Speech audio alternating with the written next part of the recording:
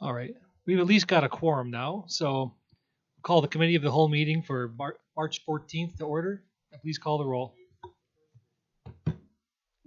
Alderman Stralchuk, Alderman Bushy, Alderman Meyer, Here. Alderman Hancher, Here. Alderman Garrow, Alderman Parrish, Here. Alderman Schneider, Alderman Gebhardt is absent, and Mayor Nurbin. Coming. Okay, He's on his way. Yeah. he's away. I am here. First up, we have approval of the meeting minutes from February 14th.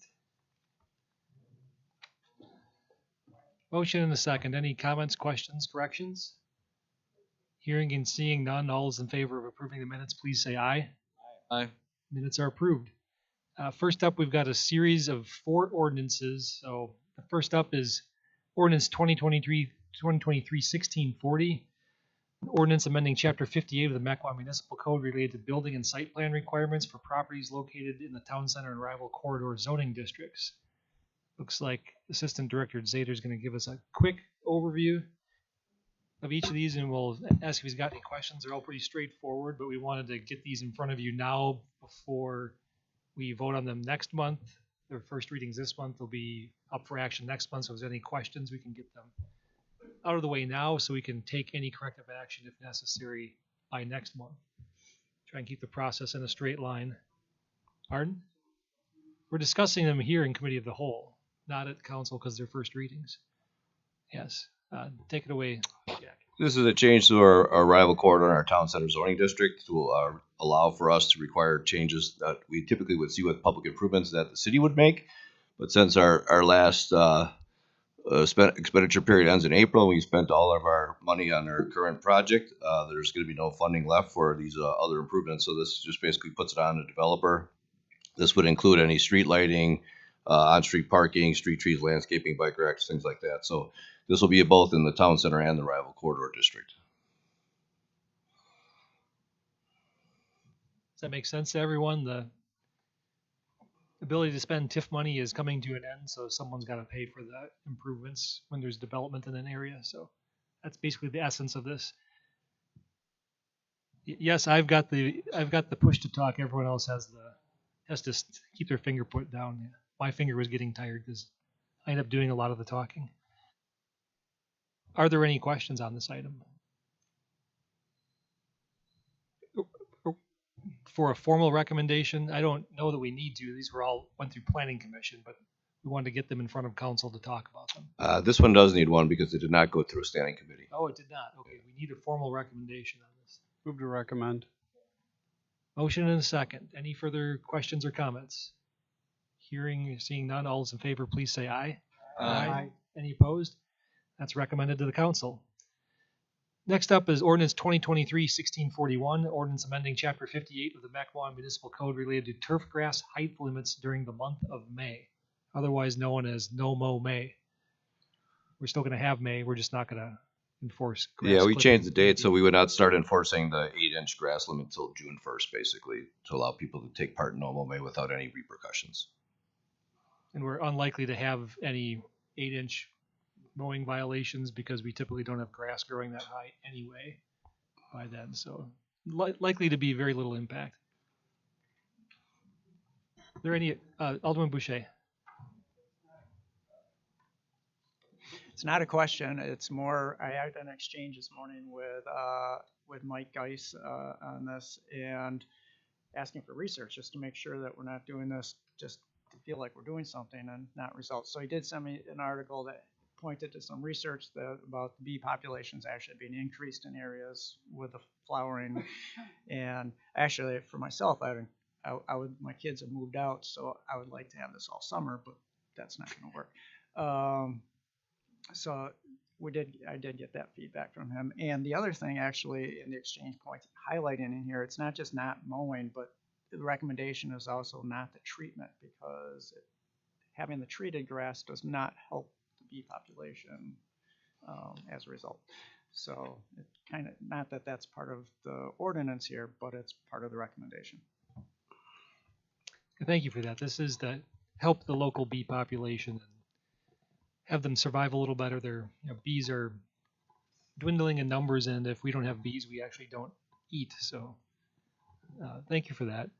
Alderman Schneider. Yeah, I just think we should maybe put out some educational information to Alderman Boucher's point that because I don't think people necessarily know that pesticides, herbicides on their clover or dandelions makes them kind of toxic to bees. So I think maybe in the bulletin we'll just highlight that we made this change and implications for using herbicides. So I'm sure we'll get something out in the newsletter, and I'm sure we'll link some research on the topic. We're certainly not the first community to consider it.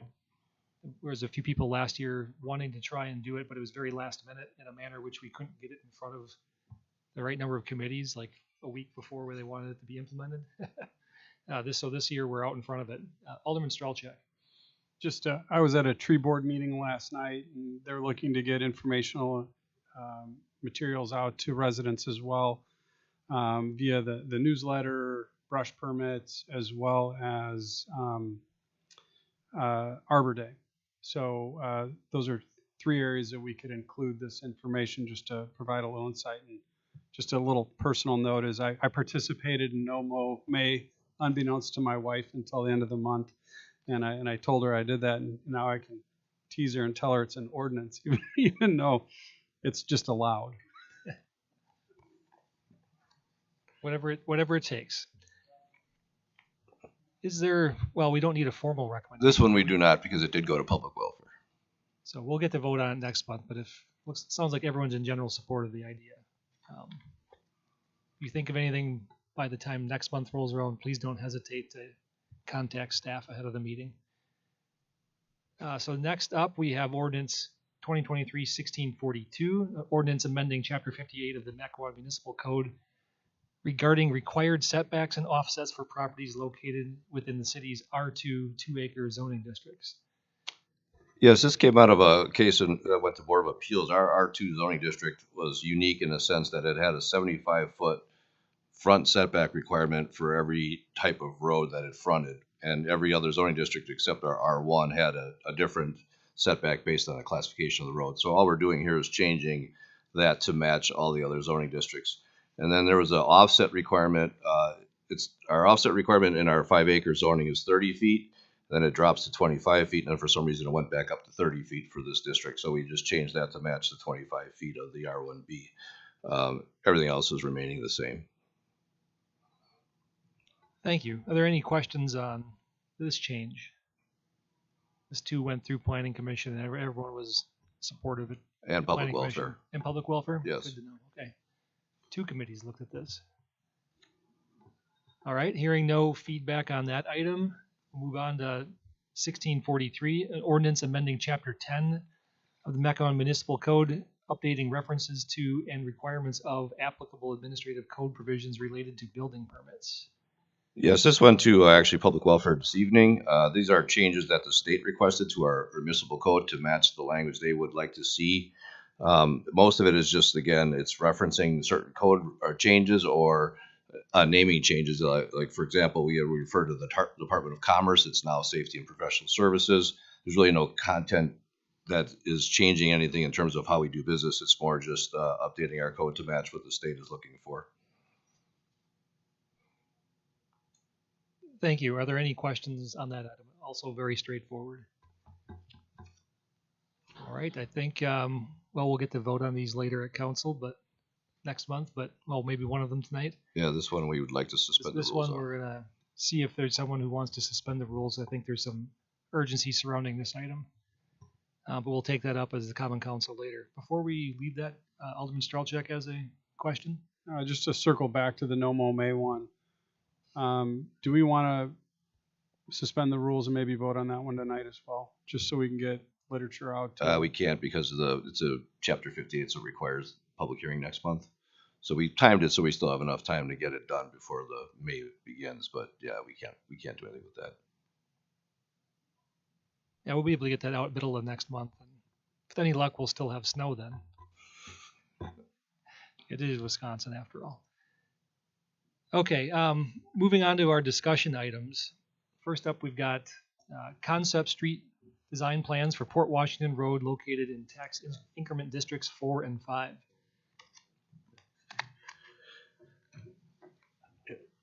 So I have Luke Haas here from Harwood Engineering. We're going to talk about our concept plan. I will pull it up on the screen for you. Before I turn it over to Luke, I'll just kind of give you a little bit of background on how we got to this point. We've been working on this for about a year and a half. This went through Economic Development Board and then on to the ad hoc committee that was chaired by former Mayor Worth and a number of citizens of the community with development experience. We did approve a $24,000 contract with Harwood back in April of 22. So what I have on the screen, and Luke will go over this in more detail, but this is the concept plan that the ad hoc committee approved. There's basically 4 different sections of emphasis that they looked at. Number 1 is treatments to the intersection. So as you can see at any signalized intersection, including Mequon and Easttown and Donjas Bay, there's a treatment of that intersection with a stamped asphalt product. And Luke, again, can get into more details with that as we go forward. The second item was light fixtures. One of the biggest bang for a buck the committee thought was changing out the light fixtures from basically Mequon Road to County Line. And so there's a fixture shown on the last page, I believe. So there'll be this fixture right here. For the medians, this would be a double arch, and then we're also adding lights on each side of the sidewalk on each side of the road. Right now, the uniformity out there is pretty bad. There's a lot of dark spots, and then there's like very bright spots at the intersection. It's not really safe for pedestrians or vehicles. So this will help kind of make that uniformity ratio kind of a little bit more what you would see on a typical roadway. The third thing we looked at is median treatments. There's a number of different median hierarchy plans that we have, and we'll go through those specifically and how we achieve those, how we got to those, what medians we chose, and how we got to those different designs. And then finally, there's a couple of median modifications.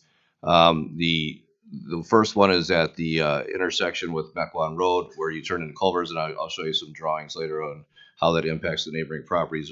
And then there's the one at Donjas Bay on the north side of the street along Port Washington Road, and then one on the south side as well. And I'll touch base with those after Luke gives his presentation.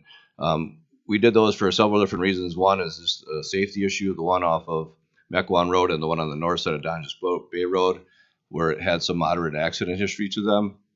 And they also helped create larger islands that would create more landscaping, and it would also help with our lighting pattern throughout the corridor. And I'll touch, again, after Luke is done, I'll kind of give you examples on where these are in more detail. So with that, I'll turn it over to Luke, and he can kind of give you a snapshot on how we got to this point with the plan itself. Hello, everybody. Hear me good? So I'll give a rundown of, as Jack said, the process that we went through to come up with these final concepts, including site analysis, the ad hoc committee ideas, and then the designs. Is that better? Yeah. So to perform the site analysis, we took multiple visits out to the site, observed what types of patterns were out there, both vehicular and pedestrian, and found that a lack of pedestrian traffic is in this corridor. We looked at whether or not to convert this or add pedestrian measures, but came to the conclusion that it's just not, this is more of a vehicular corridor. You aren't going to get somebody parking on one end and walking to the other. We looked at the abundance of utility poles that run along the west side of the corridor, talked about ideas to mitigate those, but ended up, that's just a massive project that was outside of this scope at this time. So we have design solutions to kind of combat those poles and to try take away from them so they're not as visually impeding. We looked at the abundance of signs throughout the corridor. There are a lot of street signs. Those medians are filled with right turn, left turn, basic traffic signs that really clutter it up. And if we can, with this design, minimize the impact of those and draw attention away from those instead of the medians being turf and signs. There's 2 different types of lights throughout this corridor, so there's different types of light bulbs in different fixtures. As Jack said, that was a big point for this project, was to create more uniform light levels throughout this corridor, and if we replace those fixtures with LED fixtures, that's going to give us better light levels throughout the whole corridor. Yeah, we have as Jack mentioned, the two major intersections, and then we identified one minor intersection is at the East Town, and we played off of those, and the designs will show where we implemented the crosswalk sections. From the ad hoc committee, there were a few different major ideas that came out of it. So they wanted plantings, but not too many to maintain. So that was a big factor of this whole thing, was who's going to maintain it and how is it maintained. So we looked at that throughout the whole design and kept that in the back of our mind to make sure that it wasn't a burden on the city to take over this maintenance, because right now all the areas are just lawn, so somebody goes in and mows them. So anything that we did to it, being able to maintain and still look attractive in 5-10 years. Hardscaping was a good option that came out of our meetings, and you'll see in the designs, they wanted some signage features, kind of an identifier, sense of place. Talked about the light levels, and then maintenance again with snow and how we were going to address the winter months with anything that we do in those medians. Overall, it was to improve the lighting, give this corridor a sense of place, tie it all together. So when you enter this area, you're familiar. We're at Port Washington Road, and that signage hasn't been determined yet, but we've gotten the feel that you'll know where you are once you enter the corridor. And then we'll work from south to north. So we started at Zedler Lane with, if you want to go to that first plan. Page, was it? Yeah, one more down. Okay, so this is the southern edge of the treatments to the medians. As part of the site analysis, we identified that the larger medians had a lot of opportunity, whereas the terrace on the side was inconsistent, and most of them were pretty narrow, where to do any sort of feature, and that would be tough without modifying the sidewalks on both sides. So this is we have these main entry features here and at north, or at the Mequon Road intersection. The center, there's an entry feature, which you'll see in that center 3D image. And then we have the decorative concrete on the outer edges with plantings in the middle. And that concrete not only adds interest to these medians, but it also lowers maintenance as far as bed edging, snow plowing. It gives the plantings a buffer from all the salt spray. And we've tied that out throughout the corridor, that same theme. We have the decorative concrete and plantings, and then multiple elements that we add to those themes, including trees and planters. So these are the entry feature islands, and then as we head north, we continue that theme with the plantings and the decorative pavement, but also adding movable planters and pots that you can have plants in the summer. Those can also be changed out for winter interest. They do a lot with evergreens and even the birch tree branches, and also lighting too at night during holiday seasons too. Then we move further north. This is the Donges Bay intersection, and this is where we have entry features on a slightly smaller level that are fit into these medians. So the median treatments are a little bit different because of the size that was available. So instead of having turf on the edges of these, there's just the decorative pavement with plantings and trees, and then the rhythm follows with the entry feature element at both the north and south of Donges Bay. And then this is the first time we see the stamped asphalt crosswalks, and that was, we wanted a treatment in the roadway as sort of a delineator. As you progress, you can still feel that you're on this. You're in this corridor by those crosswalk treatments. But a concern was given if they were concrete or a different material than asphalt. So that's where we came up with this stamped asphalt product, and they are available this spring. We ran out of time and the weather was a little bit colder, but the company is willing to do a test sample so that we can see what it's actually going to look like before these are installed. And now we're getting into the middle of the corridor where there's residential, is multifamily on both sides. This is the area where there's the most residential. And with this treatment, we're doing more trees, more of a buffer. So these are like bigger groves where the trees are clumped together. And the ground plane is simply that decorative concrete with a stone base. Again, going back to the maintenance, but still adding interest to these large medians.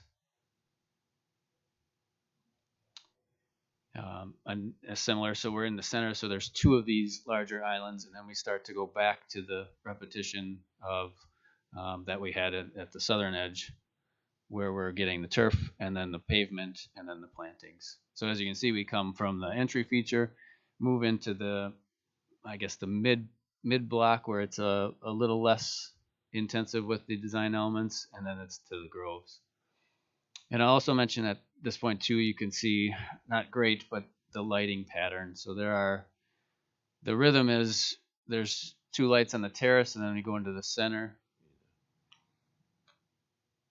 So we have two lights in the terrace, and then there's one in the center, and then we jump back out to the terrace, and one taller fixture in the center, and then we follow that rhythm throughout the entire corridor. So it's not as it exists now, where the lights are just placed at the ends of each median, and in a random pattern. We'll have a consistency and a rhythm throughout this whole corridor, where the side fixtures will have the opportunity of banners or signage as well.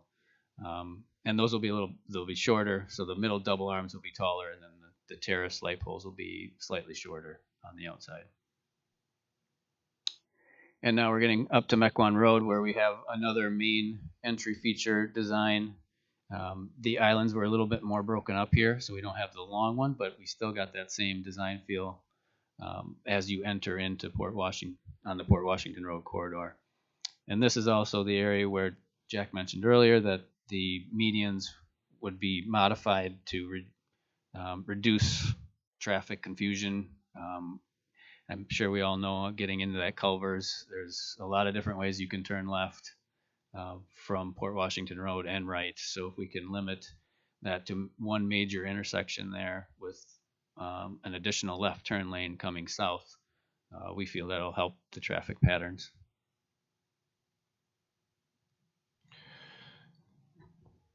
And I can give you a detail if you're interested in looking at it in terms of what that'll look like. So I'll pull up the, so this is basically as you're going down Port Washington Road. Currently, you would turn into Culvers through here. This will be now closed off, so you'd have to come in through here and enter, or you could actually probably do a U-turn if you felt more comfortable. But this would just extend that drive a little bit longer for the people that are going southbound. If you want to look at the ones to the further south, I can give you an example for the south. This is for the Clark gas station. So, and these have these median rumble strips in currently, so these would be closed off. So currently, if you're going northbound into Clark, you would turn in through here. Now you would have to come up through this way and kind of enter through the Dundas Bay access point. And the same would be the case, obviously, for the Baymont as well. That would cut off their access going southbound. And then the third one is the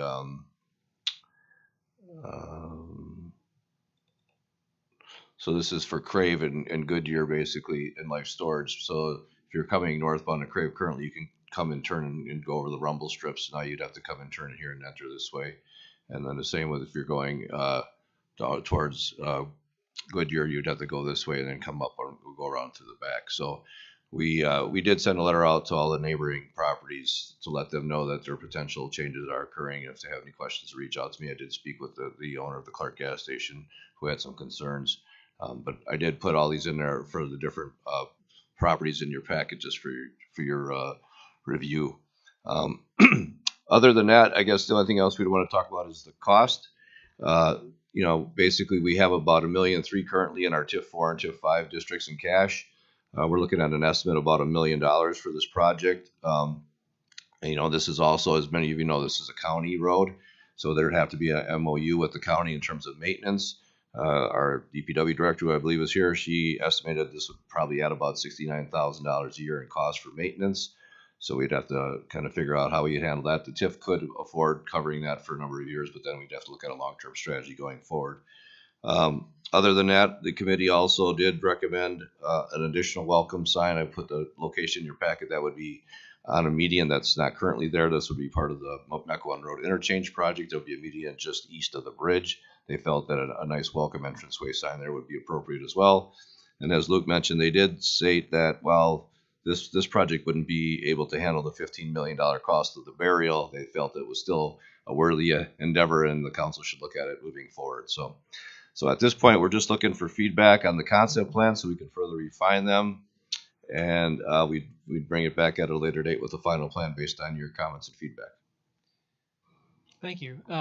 Before we get into comments from the council, is there anyone here in the audience that wishes to speak about this item or came here for this item that cares to make a comment?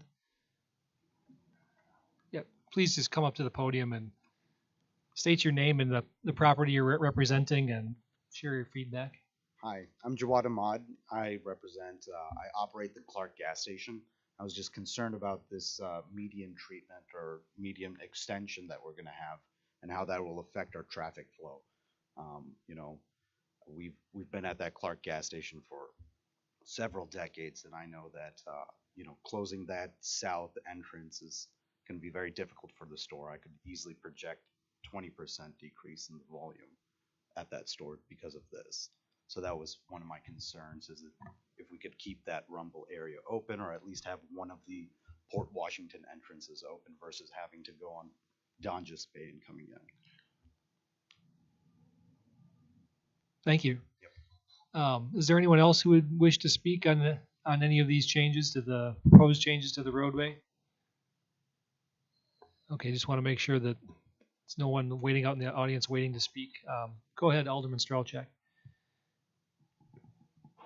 I'll hold my thumb on the button. I got a bunch of questions. First one, to address Clark's concern. I'm never a proponent of closing off entrances to existing businesses, so I'm in a position where I would object to that location and, you know, look closely at the bank and the culverts. I think the culverts is a traffic challenge as it is right now with people turning into there, so I can see the mitigation of a safety concern there by altering the median when you have the opportunity. But, you know, what is the real driver for the Clark location, for my first question? Sure. If you look at the map, the driver is to extend this median to give it a little bit more green space, and then to keep the rhythm pattern for the lighting, you'll need to have a lighting fixture in this location. So, and again, we're not closing off the access point. What we would do is extend the median further so that if they were entering, they could come in through here. I mean, they do have an access point here, which is also remaining. So there is, I guess, the ability to turn in here off this left turn lane.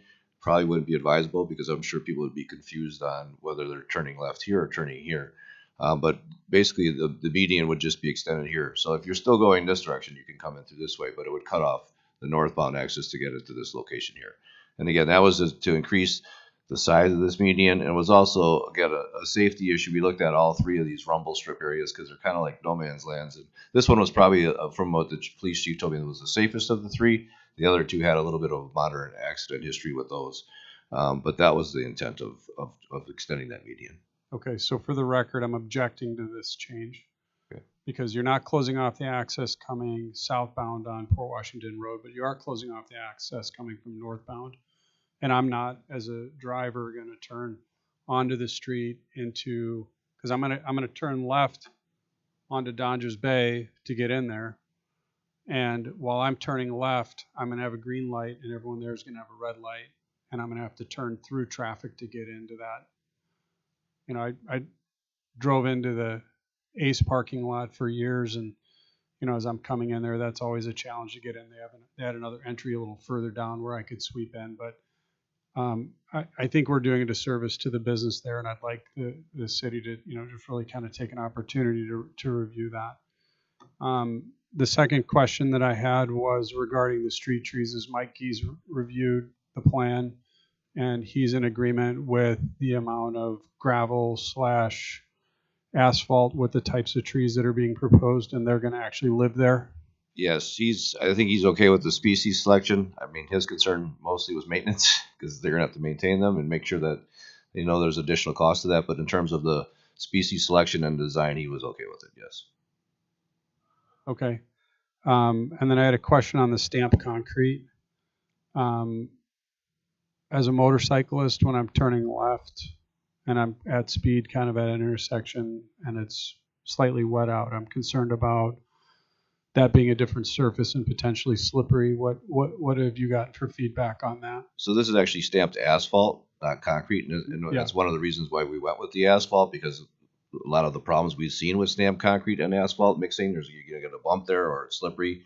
The stamped asphalt allows us to put a design in there as well, and it's a relatively new product around here, so that's why we were hoping that we'd get a test, sample out in our DPW lot. There is some, I think the Third Ward has an intersection that uses it. I don't know if Luke has any more to say about the quality or the. Yeah, the manufacturer stands by their product, and they have the slip coefficients and ratios. I don't have them on hand now, but that could be something we would provide in the future. Yeah, the slip coefficients would be one thing that I'd look for, and then manufacturer warranty and repair cost as it's related to stamped asphalt. I don't know how that works. Utility comes through and needs to dig up something, we got to replace it. You know what I mean? Yeah. The good thing about this is they can do it on new or existing asphalt. So they actually heat it up with their presses, and then they either dye it and then press or just dye it. So it works better on new asphalt, but in all cases they can do it on each asphalt. So it is not the cost of replacing concrete if you have to go underneath it. It's the asphalt and then the stamping and surfacing of it. Okay, and then my last question is on the stone features. I didn't see what was proposed to be on there for decorative art. I saw some kind of artistic rendering on there, and that's worrisome to me. My worry is that we're gonna be like, oh, how much did you spend to erect a tombstone in the median? So first glance, I'm not loving it in general at all, but open for listening. The concept was approved, so design details to be determined yet. We haven't figured out exactly what's going to be on that sign or how it's lit up, and whether it's internally illuminated and how much that stone is actually, how high that goes. And do you know if that's comes with another approval? Well, again, that's up to this is why we're bringing it forward to the council, just to see if you had some positive or negative reaction to anything, and if you want to see it again, final detail. I know the committee kind of struggled on what to put on there. Some of them just wanted to say City of Mequon over and over again and leave it at that. And some felt we should do something a little bit more branding way, but they didn't want to spend a lot of time on it as well. So there wasn't a clear consensus on what the language should be on those features.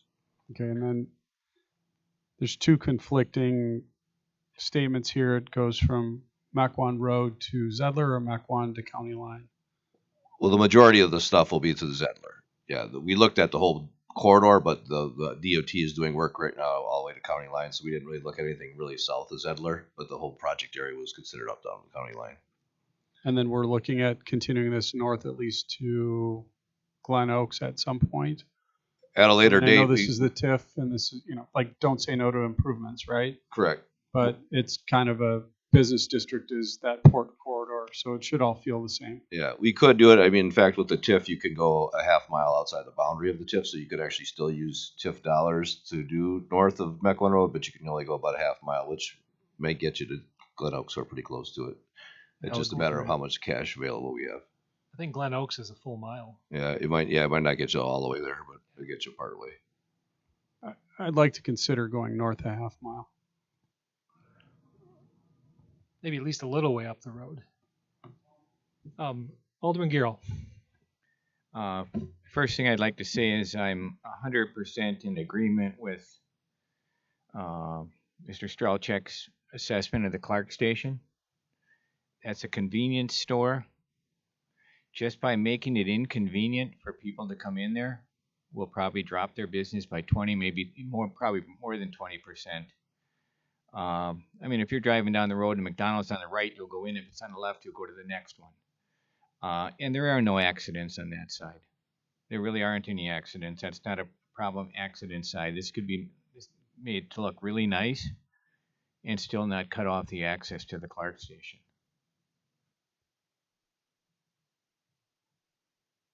Thank you. And I think I saw Alderman Meyer's hand up earlier. Thank you for the presentation. Appreciate it.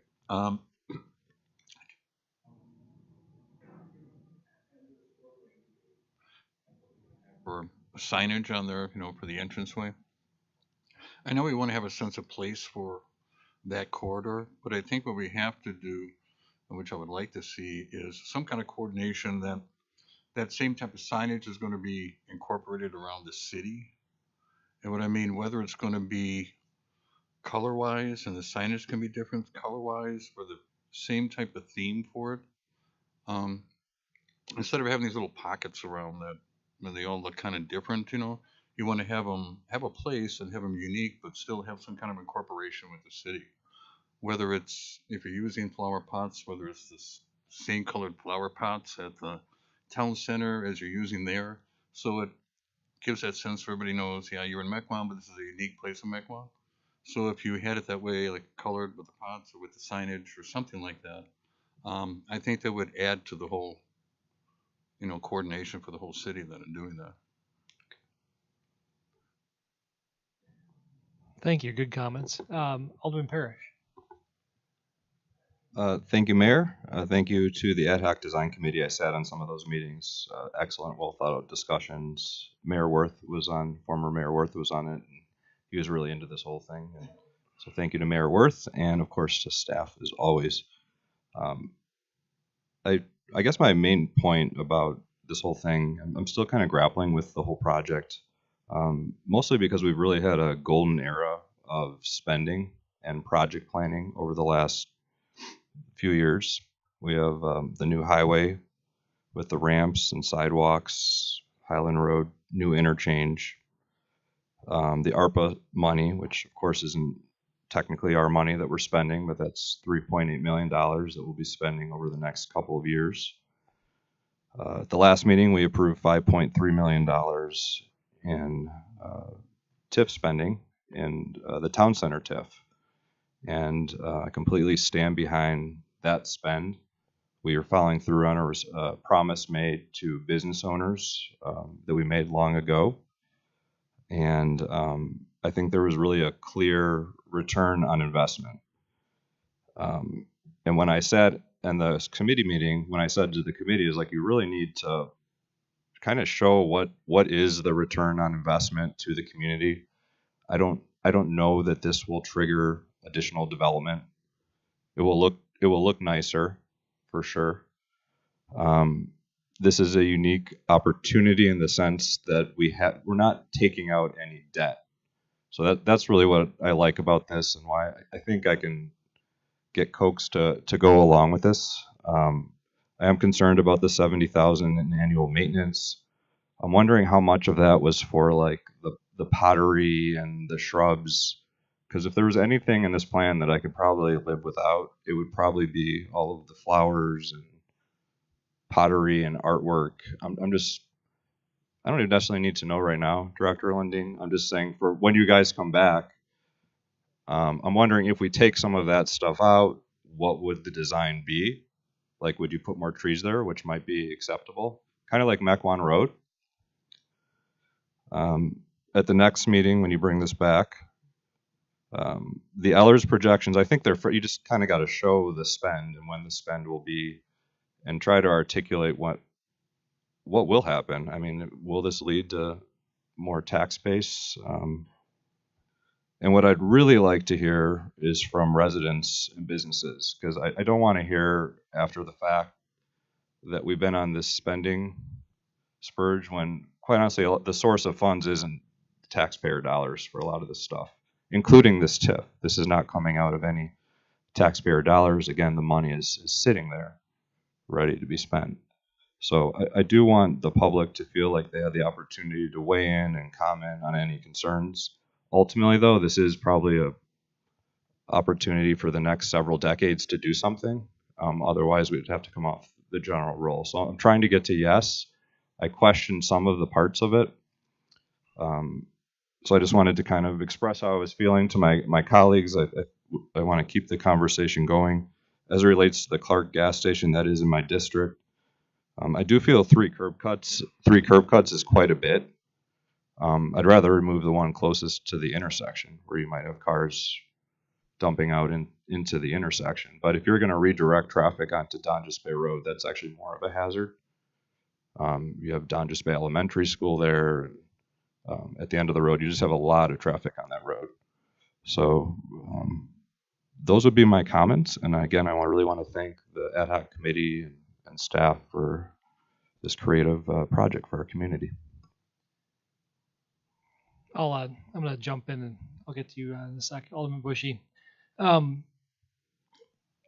Before I became mayor, I had the pleasure of serving both Districts 7 and 8 for a combined total of 10 years. And one of the more frequent comments I heard throughout that time was, when is Mequon going to do something for the east side? You're putting all your effort into town center, but we're sitting over here and things look tired and old. And so there is a general desire to have this part of town freshened up, and I think it deserves it. It's also with those new freeway interchanges at Mequon Road and now at Port Washington Road with the full interchange. This is the entranceway to all of Mequon from Mequon's east side. So when you get off the freeway now, you see stuff that's 20, 30 years old. It looks a little tired and run down, and you're like, well, this doesn't look that nice, really. Well, maybe I'll keep driving, and you'll find town center eventually, and it's going to look really awesome in another year.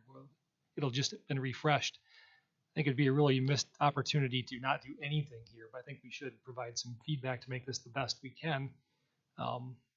Now, with that said, I think that's my best plug for why we'd want to do it. Can we guarantee there's going to be a return on an investment? No one knows what's going to happen with development in the next, how many years is this open? Another 15 years? 20? At least about 17, 18.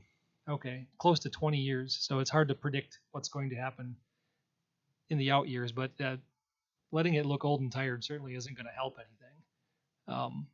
I do have some concerns with cutting off access around the Clark and even to the north by Life Storage and the Goodyear. If we modify this for the Clark station, I think it's going to end up driving more traffic into that northernmost curb cut on Port Washington Road. That's actually the most dangerous spot because you've got people turning off of Donjas onto Port that aren't expecting someone to cut across right in front of them. I've seen that happen frequently. I drive through there a couple of times a day. That can be a challenge there. So I think we really ought to study that closely before we go off and remove access points. And I know we think we can drive around the back of the Clark or the Goodyear station off of Donjas Bay, but almost no one knows that exists, and it's actually almost impossible to get around without driving back onto Life Storage now. That the parking there is all choked off. You can't get through that property on the driveway that's dedicated to the Goodyear any longer. And I take my cars there frequently, so that too is a challenge I think we have to grapple with. The one up by Culver's, that is a real concern from a safety standpoint, and I think that one's warranted and will help ease the confusion. You've got 3 or 4 entrances to basically the same spot, all in one location, and that one I can wrap my head around. I think the property owner of the Brixmore is even in support of that one, and we met with them out there sometime at the end of last year. I think it was November.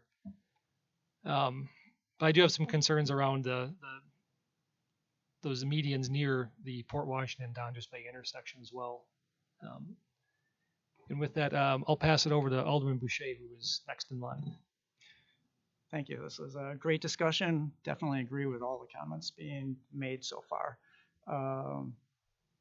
Actually, a quick question with medians, because actually I completely agree, especially Donjas Bay Road is one lane. So if 2 cars are making a turn and the first car is going to go into the gas station, the second car might not realize that, and we will have an increase in accidents in that intersection. I think it's Copymaster and there's a daycare. Is it the same one that goes past Goodyear, or is it on the other side of? That's further to the north. I can pull it up Okay. on the main plan, but that should not be impacted by anything. So I was just wondering, because there would be no way to get in if that was closed off. So that's going to be.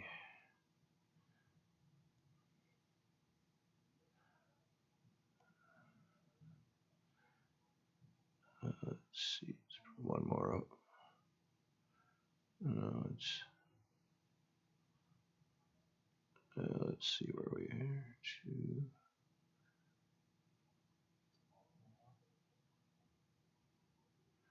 No, it's the next one. It's here, right? Right. Or is it this one?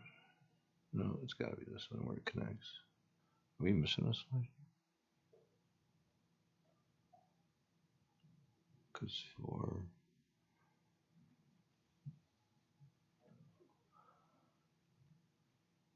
yeah, I'm not sure if this is the one or not, but it will not impact the current traffic pattern in front of that building right now. There's an access point right now where you can get into that. In fact, that's Life Storage can use that to get around to their backside. There's still an opening for that on the north end of Life Storage.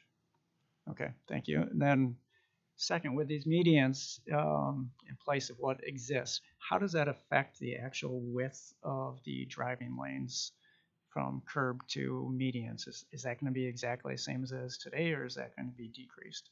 It's the same. We're not looking to go outside the footprint of the actual medians that are currently out there.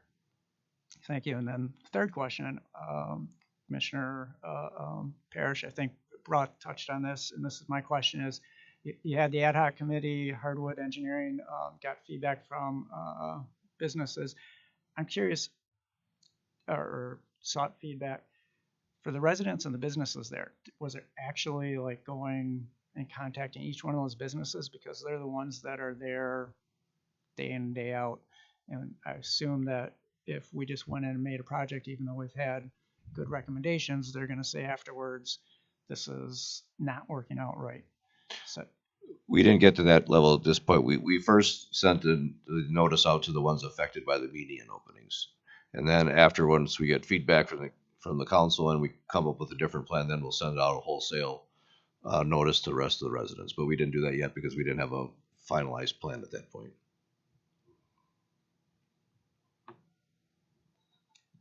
Alderwoman Schneider, or Commissioner Schneider, sorry. I think the obelisks, or I guess I would call them, really need to be better defined before I can say whether they're aesthetically pleasing. I think the lighting might help them some, but I think that the whatever kind of dimensionality or signage is going to be the key to making those look attractive. I'm just wondering how you balance the I notice there's a lot of concrete surrounding the plantings, and again, we always are worried about maintenance, and that does keep the weed whacking and lawn maintenance down. But I'm just wondering about the amount of water these plantings will need, which is also a task that needs to be done by somebody when they're surrounded like that by concrete. I guess it's somewhat similar to what Alderman Strelchik was concerning with just the viability of some of these trees with the impervious surface surrounding them. And I have a little bit the same concern with the plantings and the need for city staff to be watering frequently, because that will kind of be a heat sink and make it hot and potentially dry there with not much dirt to concrete ratio.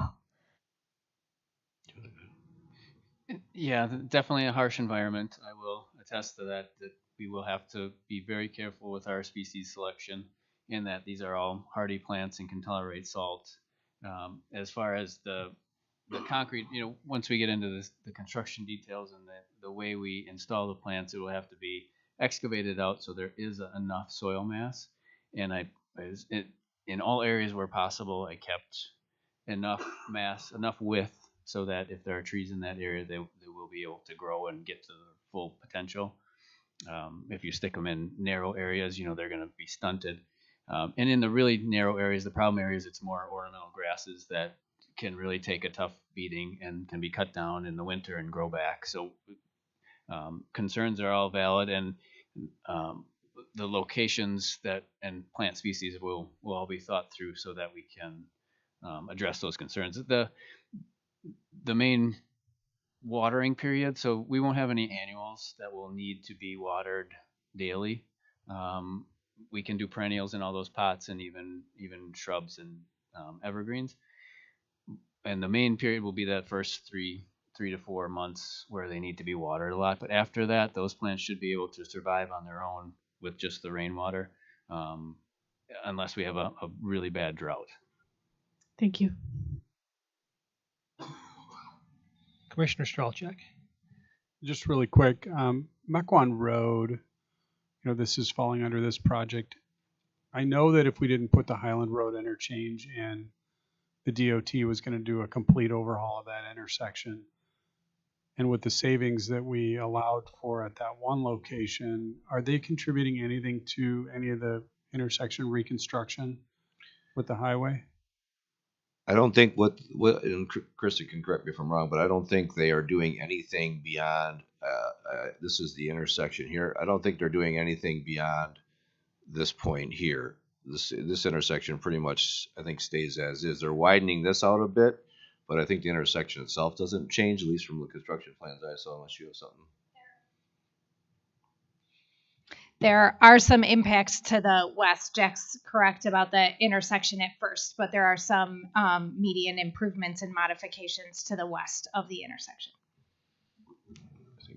Is it within reason to just even ask if they would entertain participation on something to the south? I mean, we're correcting a traffic pattern. We're reconstructing that median due to the fact that To the south, but then that's the county, not the state. That's Zaka County's road, not the state's.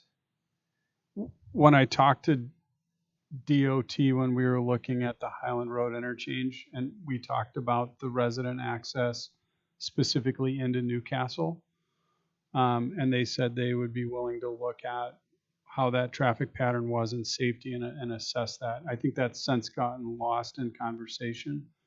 But my understanding is they might have had some more reaching power. So just something to put on the radar and just simply ask. With regard to the trees, we may want to consider concrete pavers, because I know studies show that those concrete pavers do allow rainwater to go through them, so it's less of an impervious surface, which might actually support their ongoing growth and just the overall maintenance of that area. And I don't think you get a lot of weeds through there with the way that they construct them. So something to consider. So maybe a good question to ask the state regarding Mequon Road is if they're doing medium improvements to the west, maybe they could make them look a little bit like this. If they're going to rebuild them anyway. I'm sure there'd be a slight cost delta, but Not sure if you know, but because of the grade differential, most of them are concrete. yeah, I can't remember where anything with green stuff in it pops back up, but it is probably, is it Market Street? Is it that far? They don't go all the way to Market Street, so it's within the influence of that section, really just to the west, as they're looking at like the turning cues for.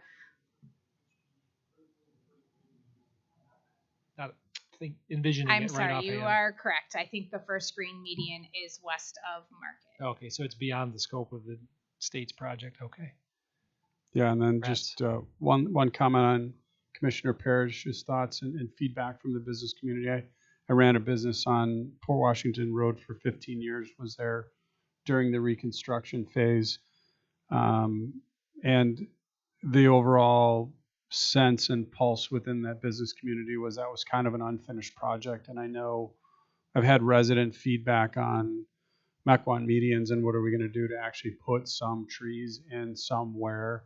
So, at minimum, the treescaping, I'm really excited to see, mirroring what Mayor Nurbin's shared about Mequon Road. We've had similar feedback on that we put landscaping in there and that died, had never been replaced or really maintained to the level that it was initially hoped for. So I'm looking forward to seeing where this can go and reiterating that if we can go north, great, bonus.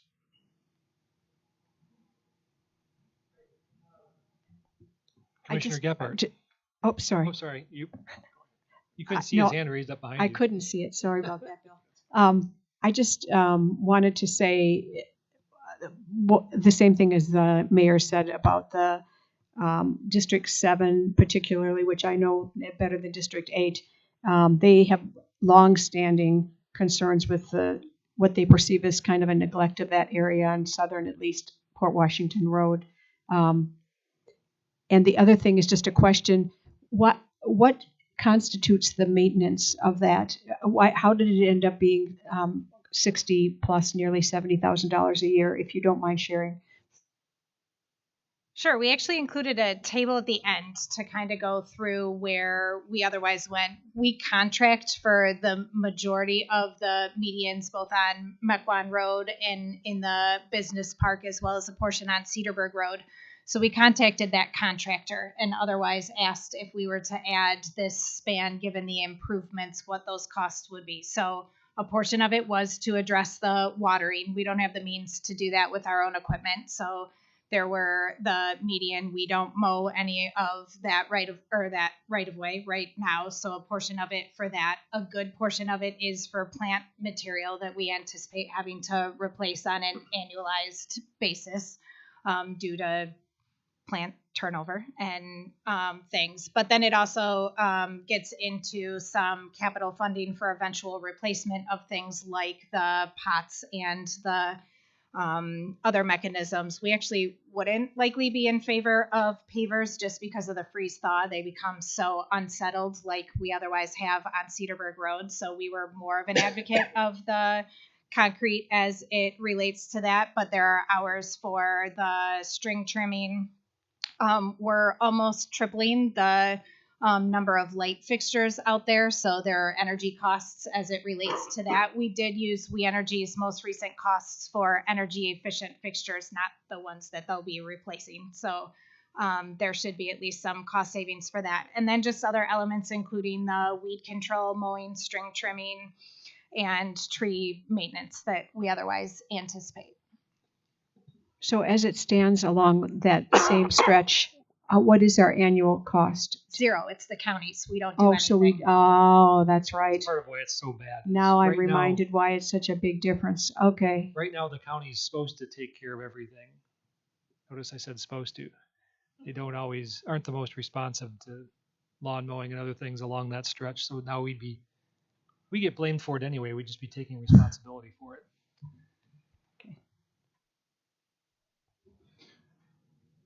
And Commissioner Giral had a question. I'm gonna be pretty quick on this. We haven't forgot about you. I'm gonna be pretty quick on this. I'm looking at your renderings, and you've got these asymmetrical pieces in there. I drove around my neighborhood here the last couple of days, and I got snowplows knocked down the mailboxes, and they hit the concrete, and you got salt on everything, and is this going to be a problem for the plows? And when the plow is hitting on these pots and these concrete structures, and how do you get the snow out of there? Plus the salt getting pushed on it. These are things you should take a look at it, because I got a couple down mailboxes, and they're just coming. There's nothing to go around. They just hit them. So you might have some problems with your plowing in the wintertime when we get some snows. Yes, great comment. And we did try to take that in consideration where we had the space to inset everything so that that snow could be windrowed on either the lawn or the concrete band. And the image we're looking at now is a little bit tighter, but for the most part, we have either a 6 or 8 foot patch of lawn, a band of lawn, and then that 4 foot concrete band too. So there is a buffer from the back of the curb in most areas. I will take a look at all the elements to make sure that they're inset enough so that the plow has room to push the snow. Now, Commissioner Gebhardt. Thank you. I'm going to make my comments brief, but I want to pile on just a couple of comments that have already been made, just to really make sure that we kind of hit on this, a couple of these points, in my opinion, for you to consider as we move forward. The first one is just overall the general concept. I'm in support of the concept for 2 main reasons. One, I do think that this section, primarily the southern section, is a bit tired, as the mayor mentioned. The other piece on that is very often as those coming from the south are coming to the north into Mequon, they choose to come off of Mequon Road. And now with the new off-ramp that's going to be coming on Port Washington Road, I do feel that that's going to go ahead and divert some of the traffic that would otherwise go all the way to Mequon Road and bring them in on the southern end of Port Washington Road. So that's one comment I wanted to make. The other one is certainly I'm in the boat of making sure that we understand what the maintenance costs are moving forward. That's a commitment that we need to make not only for the duration of this TIF, but also for the duration past that as well. And then the last comment that I want to make is in regards to safety concerns. For those that go by the Clark Station there, that entrance on Donjas Bay Road is very close to the intersection. And very often the cars are backed up going east on Donjas Bay Road coming up to Port Washington Road. And it's very difficult to get into that entrance because it's blocked.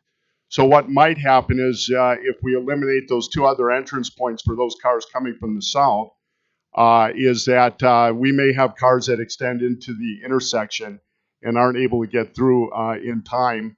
And that's going to create a potential safety concern moving forward. So thank you. Thank you. Any other comments? I think, has everyone got to speak? Wanted to speak? Just want to make sure we get our comments to staff so they can work those into the revised plan that I'm sure will come back before us soon. If there aren't, and I don't want to rush anyone, but we do have one more item to get onto, and we're a couple minutes behind. So seeing none, I think staff's got all the input they need. We'll move on to our last item at Committee of the Whole, which is a status update concerning the MT Trails Foundation proposal to install the off-road bicycle path along Highland Road between Rotary Park and the Ozaki Interurban Trail. Oh, good, we got handouts. Fantastic. You may have to push the button. Is it now? Can you hear me? That's perfect. All right. I'm Lori Lorenz. I'm one of the founders of MT Trails Foundation. And the person handing out our handouts is Mike Van Treek. And he is our engineering liaison for our foundation. And you should have all received the packet, our 15 pages describing our MT Trails Foundation. I just wanted to hit on a couple of highlights. I know that we are pushed for time. But our foundation is a 501c3 that was formed in 2022 after initially being conceived in 2021 by a group of citizens in the Mequon Thiensville community. And we're an all-volunteer group led by our current board of directors. We have two key goals in our bylaws. One's to develop and support a system of family-friendly bicycling and walking connecting off-road trails throughout the Mequon and Thiensville communities.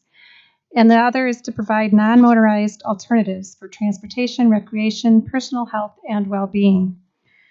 So in the packet, we had how we are achieving these goals, and I'll pass by that.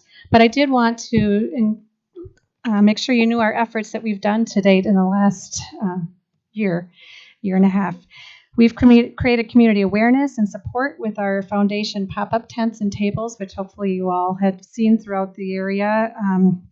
We've obtained letters of support from all facets of the community, which I did attach in Exhibit B.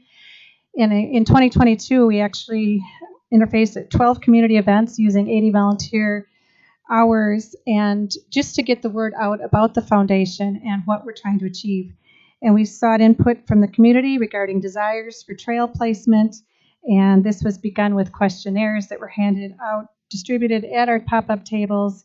And we are also in the process of talking with homeowner associations of the numerous subdivisions in the community for their needs for potential off-road trails.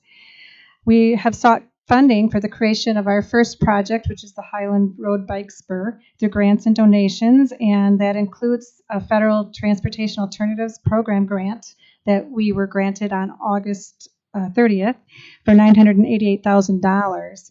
And that was supported to apply for that grant by the City of Mequon last March. We developed an informational website for transparency, and the handouts that you have the website in our brochure. That's an informative brochure from last June we put out. And then a little more updated is on the back page of the Mequon Thiensville Community Foundation newsletter last year that explains our project as well. So, and you can go to the website on their landing page to learn more. And we did establish our relationship with the Mequon Thiensville Community Foundation. They've been around since 1999, and so they have allowed us to use their website for their landing page, as well as for donations, which they keep in restricted funds in their deposits. We have formed a supportive relationship. We've been working with the city and village government, community businesses, and citizen stakeholders, as well as the joint Mequon-Thiensville Bike and Pedestrian Way Commission. So we're trying to get a very collaborative environment going. And so our first phase is the Highland Road Bike Pedestrian Spur. And Kristen, thank you for putting that up. On the screen is the tentative layout. We have actually hired an architect, and we've completed topographical surveys, wetland delineations, path alignments for both sides of Highland Road, and talking with significant landowners in the city of Mequon. And at this point, we are focusing on the north side in the city right-of-way. And to note, the spur will be a private path within the city of Mequon's right-of-way, which will be completely funded at no cost to the city of Mequon. And we will have a dedication agreement once that is done. MT Trails will be responsible for the maintenance and snow removal of the spur through a designated endowment for at least 10 years, and then we'll reassess where the endowment is for future funding of the maintenance. And it is in alignment with the joint Mequon-Thiensville Bike Pedestrian Way Commission plans. So I can go into a little detail about this spur. It's 1.5 miles, and it will connect the interurban trail with the Rotary Park, which is one of our most active parks. It, especially with the new, the busier road with the new intersection going in, it will be a very added asset to enable people to come from all the way from the city town center up the interurban trail and over to the park and it will extend the usability of that park, as well as enhance the ability for pedestrians and bikers to get out into our beautiful community. It will be a 20-year quality path, 12-inch deep aggregate and 10-foot wide paved path, and it will be similar to the interurban trail, which just turned 20 years and now is needing maintenance. So it will be a high quality path. We felt that was very important to make sure that we do that aspect so that we don't have cracks the first year or two and have to worry about that. So we do have a 60% design that's already set to go. Because of the TAP grant, we do have a June 30th deadline to have a 100% design specialist contract signed. And so we wanted to bring you up to date on what this is and field any questions. Thank you. With that, I'll kick it back over to the commission and see if there's any questions or feedback. Alderwoman or Commissioner Schneider. I just wanted to say thank you for all the volunteer work that has been put into this project. It's really inspiring to see what people can do when they get together. And I understand you've coordinated some with the Bike and Pedestrian Committee, but from time to time I read from staff reports that there was another overall bike plan for this community that this is separate from or didn't communicate with well. And I'm not saying anything against this plan at all, but I just wanted to understand how this fits in with the overall plan for Bike and Pedestrian Way in Mequon-Thiensville.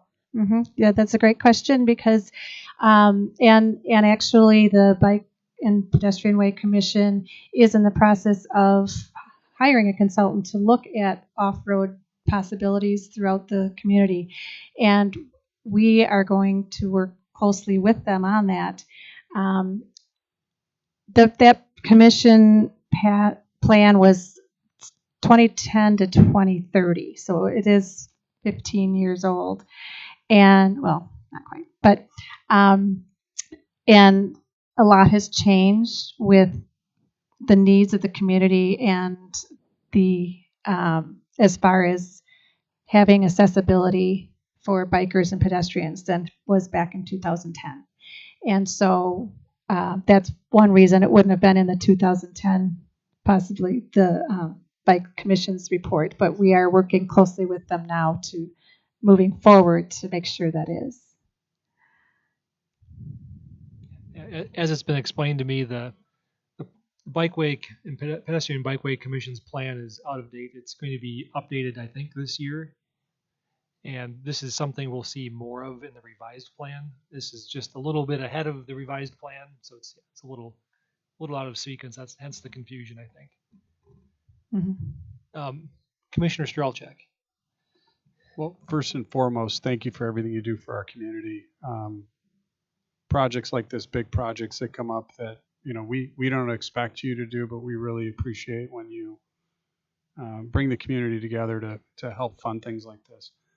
I'm an avid bicyclist. I'm slowing down a little bit compared to where I used to be, but my mission's always been a family-friendly and a kid-friendly community, and I think that any opportunity that we have to connect the interurban trail to the parks is huge. We're in the process of reviewing what goes on with the pool. I know one of the rumored possibilities is that we could put it in Rotary, but one of the objections were how the kids get there. This would solve that for us and give us another place that we could at least consider. I know tradition has it here, and I'm respectful of that, but this really opens up a lot in the area. I know that we're hoping to get pickleball courts at Rotary at some time in the future, and for people to ride their bikes to Rotary to participate in a variety of athletics and entertainment events would just be huge. So again, thank you. I have zero objections and absolutely love the plan. Thank you. Commissioner Hancher. Yeah, thank you very much for your time and effort. This is my 30th year in Mequon, and when I moved out here to Mequon, the only way you get anywhere was a car. And so I live in Huntington Park, and we have bike paths that go all the way to Mequon Road, and this is just another piece of that puzzle to make the community a closer knit community that we can get to places without a car and to make it a place of destination. So thank you. I'm full support of it. Thank you. Thank you. Commissioner Gebhardt. Yes, and I'd like to just echo those comments as well. Thank you so much for all your hard work. Absolutely love the vision. The packet you put together was very comprehensive. Just a couple of things that came to mind, and this is more in a respectful way, right? Looking a little bit more down the road.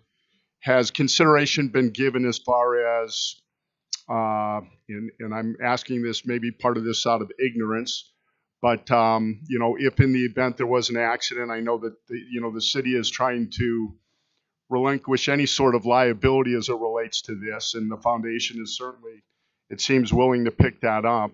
Is there any concern or consideration? Do you need to get insurance? Have you looked at that? What happens if somebody gets hurt? And then the second piece that I would have on that, as it relates to the restricted funds, I believe that you're setting up an endowment for the maintenance. Should we be thinking more long term? Because I think the last thing that the city needs or wants is really to have to pick that up at some point in time down the road. It's a great idea, great concept, but certainly it's something that needs to be maintained for, generations to come. And so how do we make sure that that's in place to be able to do that? So those would be my two comments or questions. Thank you. Yes, we have talked with the Wisconsin Department of Transportation about our insurance needs, and they are looking into it for us. I can't believe that they had not been asked that question before. But we will have general liability insurance and, of course, officer and liability insurance. But we are looking into that piece. And the second point for the endowment, we are planning on having it into perpetuity, but we also wanted to be realistic and wanted to say at least 10 years, and then we will move forward from there and assess and maybe do a fundraiser to get that endowment back up so we can continue the maintenance, because our vision is to have more than just this 1.5 mile path. Commissioner Parrish. Hi, thank you. Welcome. Appreciate you being here. I think my main question relates to the bridge that there's there's a bridge in your plans, and I know this from experience. I have a bridge in my district that is starting to fail, and there's a lot of, it has all to do with the footings and the foundation of it, and if this is eventually going to be the city's, it's very expensive to replace. Mm-hmm. So I want to know that the foundations and footings to that bridge are top notch. We will make sure that it is. That's Yeah. the plan, and it's Like simple that's the wood one reason we wanted to pylons do. may not survive the thaw of winter has Yeah. been kind of our lesson learned. So Thank you. We will definitely yeah, thank you. assess that. I guess oh yeah, go on. Right here. Can you hear me now? Okay. Regarding that bridge, there's a possibility that if we can fill that in, extend that culvert, we may not need it. So those are part of the things we're going to be looking at between now and the 100% plan to try to minimize any maintenance items, especially that item. Thank you. I hope if you need any support from the city, I think that's in everyone's long-term interest. And my colleagues touched on perhaps the process about how we got here. I have been hearing about this through various committee meetings. I know that maybe moving forward, the communication with our staff will be more coordinated so that we can achieve a more cost-effective and mutually beneficial result. We do have the Bike and Pedestrian Commission, and I think we should all put our full support behind this organization. And moving forward, I think anything you guys come forward with should have the approval of the and blessing of the commission. So you guys got to work hand in hand moving forward. It feels like you've realized that now. And, yes. Don't take those comments to detract from how appreciative we are of what you guys have done. So thank you. Thank you. Any further comments?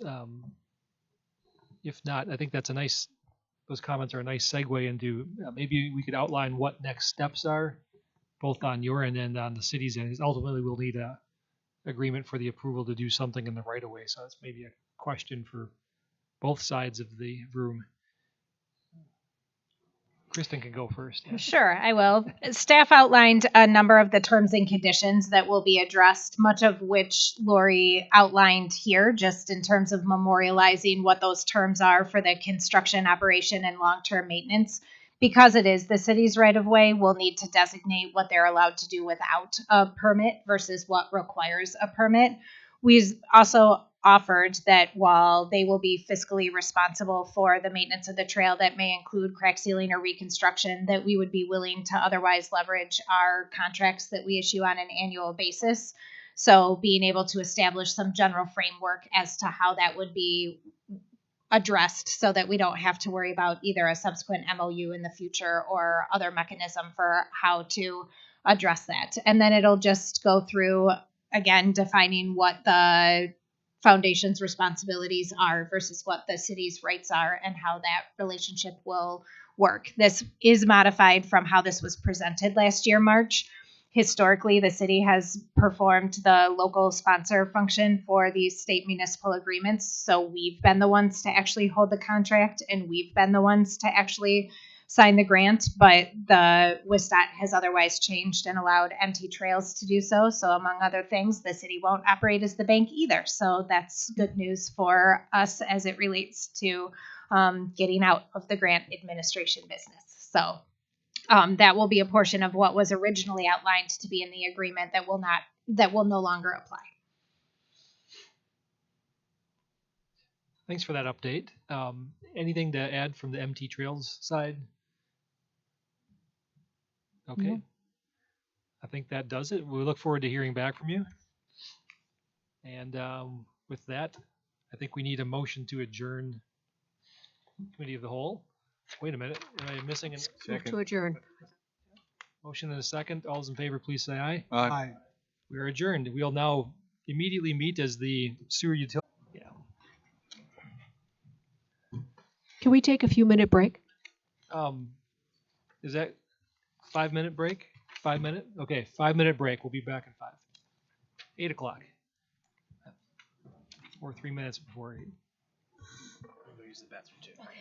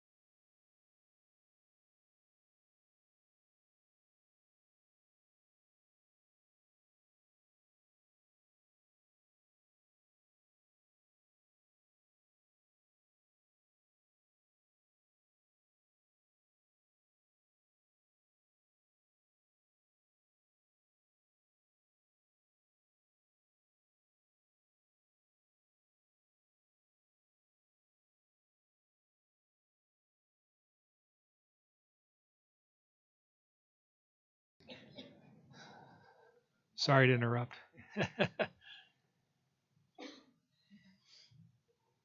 All right, now we'll call the Sewer Utility District Commission meeting to order and call the roll. Mr. Strelchuk? Here. Mr. Bushy? Try pressing it again. Here. Commissioner Meyer? Commissioner Hanchard? Here. Commissioner Garrell? Here. Commissioner Parrish? Here. Commissioner Schneider? Here. Commissioner Gebhardt? Here. And Commissioner Nervin. Here. First up, we have approval of the minutes from January 10th. Approval.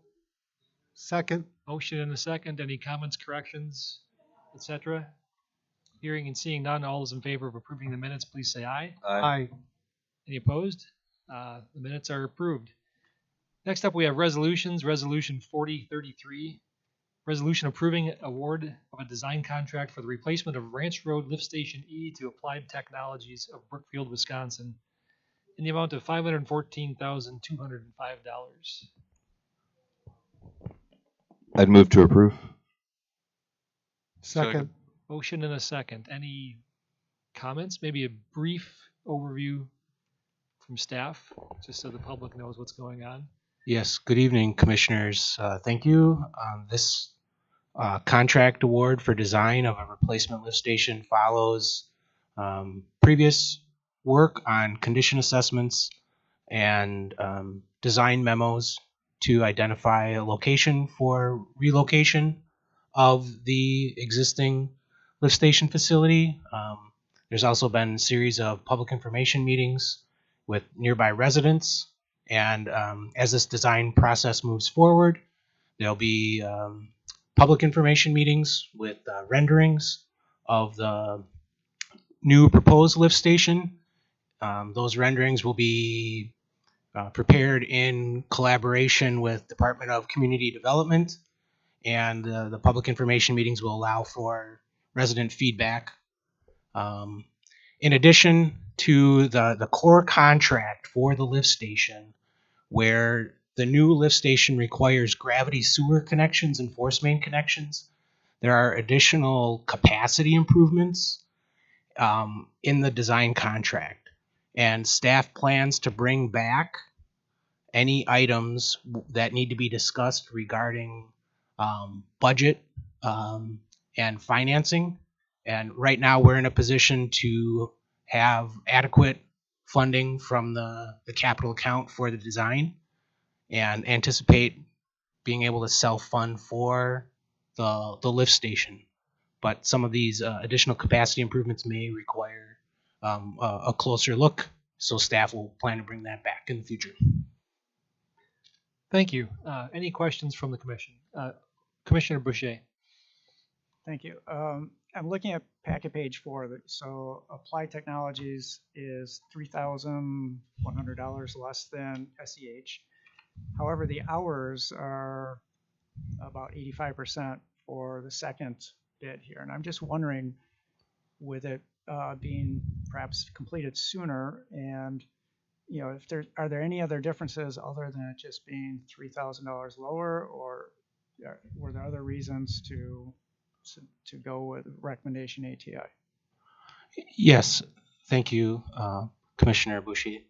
The Applied Technologies worked on the condition assessment and a series of memos, so they're very familiar with the Mequon facilities, and their presentation to staff and the selection committee was received very well by their focus on getting staff's input on the design of the facility that eventually will be owned, operated by the sewer utility. So their focus on making sure it's something that staff and the sewer maintenance crew is comfortable with was one of the main factors, as opposed to this is what you're going to get, and that's because of the industry standards. So that was one aspect of Applied Technologies. They're a good company to work with, and another aspect was their openness to having the different different design factors considered, as opposed to just saying this is the one path that we're going to go down, essentially. You're welcome. Any other questions? I think we got a motion and a second already. Hearing and seeing none. If you support the resolution, please indicate aye when your name is called. Commissioner Strelchuk? Oops, sorry. Aye. Commissioner Meyer, Aye. Commissioner Hancher, Aye. Commissioner Garrell, Commissioner Parrish, Aye. Commissioner Schneider, Aye. Commissioner Gebhardt, Commissioner Nervin. Aye. Who do we have as motion and second on that? We have Parrish, motion, Myers. ADHD moment, thanks. Next, we have Resolution 4032, a resolution approving a contract to test and seal 218 sanitary sewer laterals in the Ranch Road Lift Station E area to Visu Sewer Incorporated of Pewaukee, Wisconsin, in the amount of $687,632. Perhaps just a brief overview of this item as well.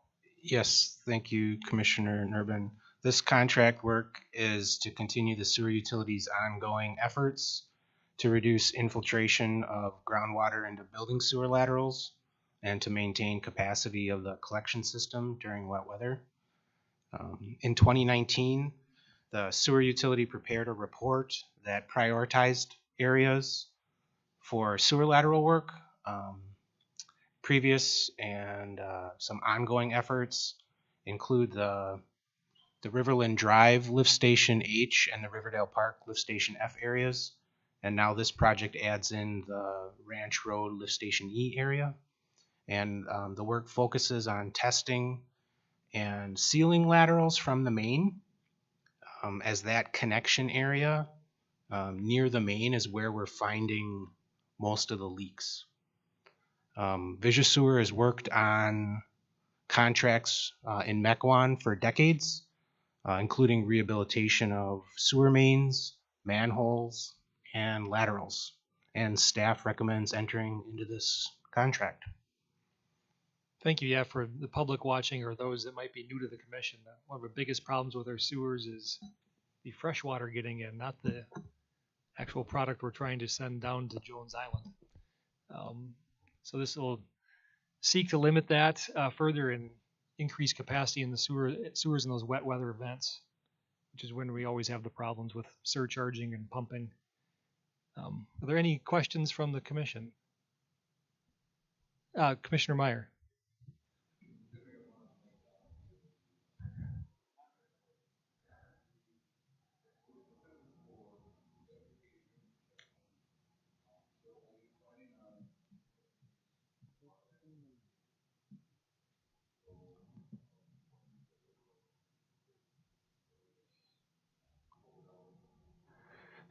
The contract is set up to enter into each lateral from the main, and then there's a launch device which extends a sock or like a balloon that would inflate, and then it inflates, and if that pressure test fails, then grout would be injected. No, I understand that. I appreciate the answer on it. What I'm saying is that it looks like you're budgeting for each one to have that work done. If that doesn't do that, if it doesn't fail, then they're not providing the new liner inside of it? That's correct. The sealing would not take place if the test passes. So that contract is an up to amount? Yes, that's correct. Okay. Because it would just say that it's awarded to in the amount of 687, not up to that amount, so. Yeah, the contract items are So it a per each. So it could be less. Yes, it could be less. That's correct. Good clarification. Thank you. Commissioner Boucher. Just a quick question. Since this got reduced down to essentially one bidder, how does that 3,150 compare to recent work that similar work that we've had done. Oh, that's a good question, Commissioner Boucher. Let me bring up a slide that summarizes that as well, because we had done some lining work previously, which was more expensive, and then we're doing clean out installation work right now, where we're launching to do grouting, and that's less expensive per each than lining. And this grouting work from the main is the least expensive of those three. So I can pull up some additional information if you'd like.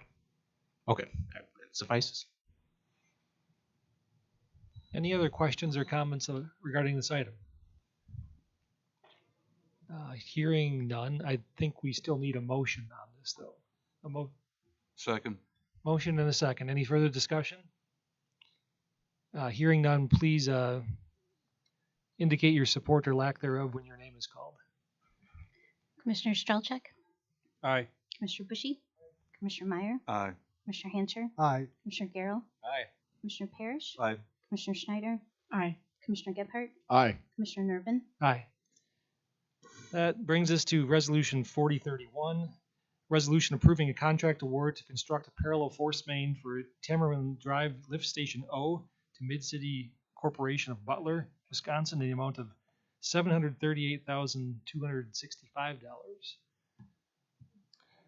Yes, this contract work again is to continue the sewer utilities' ongoing efforts to maintain the system capacity and avoid wet weather capacity issues.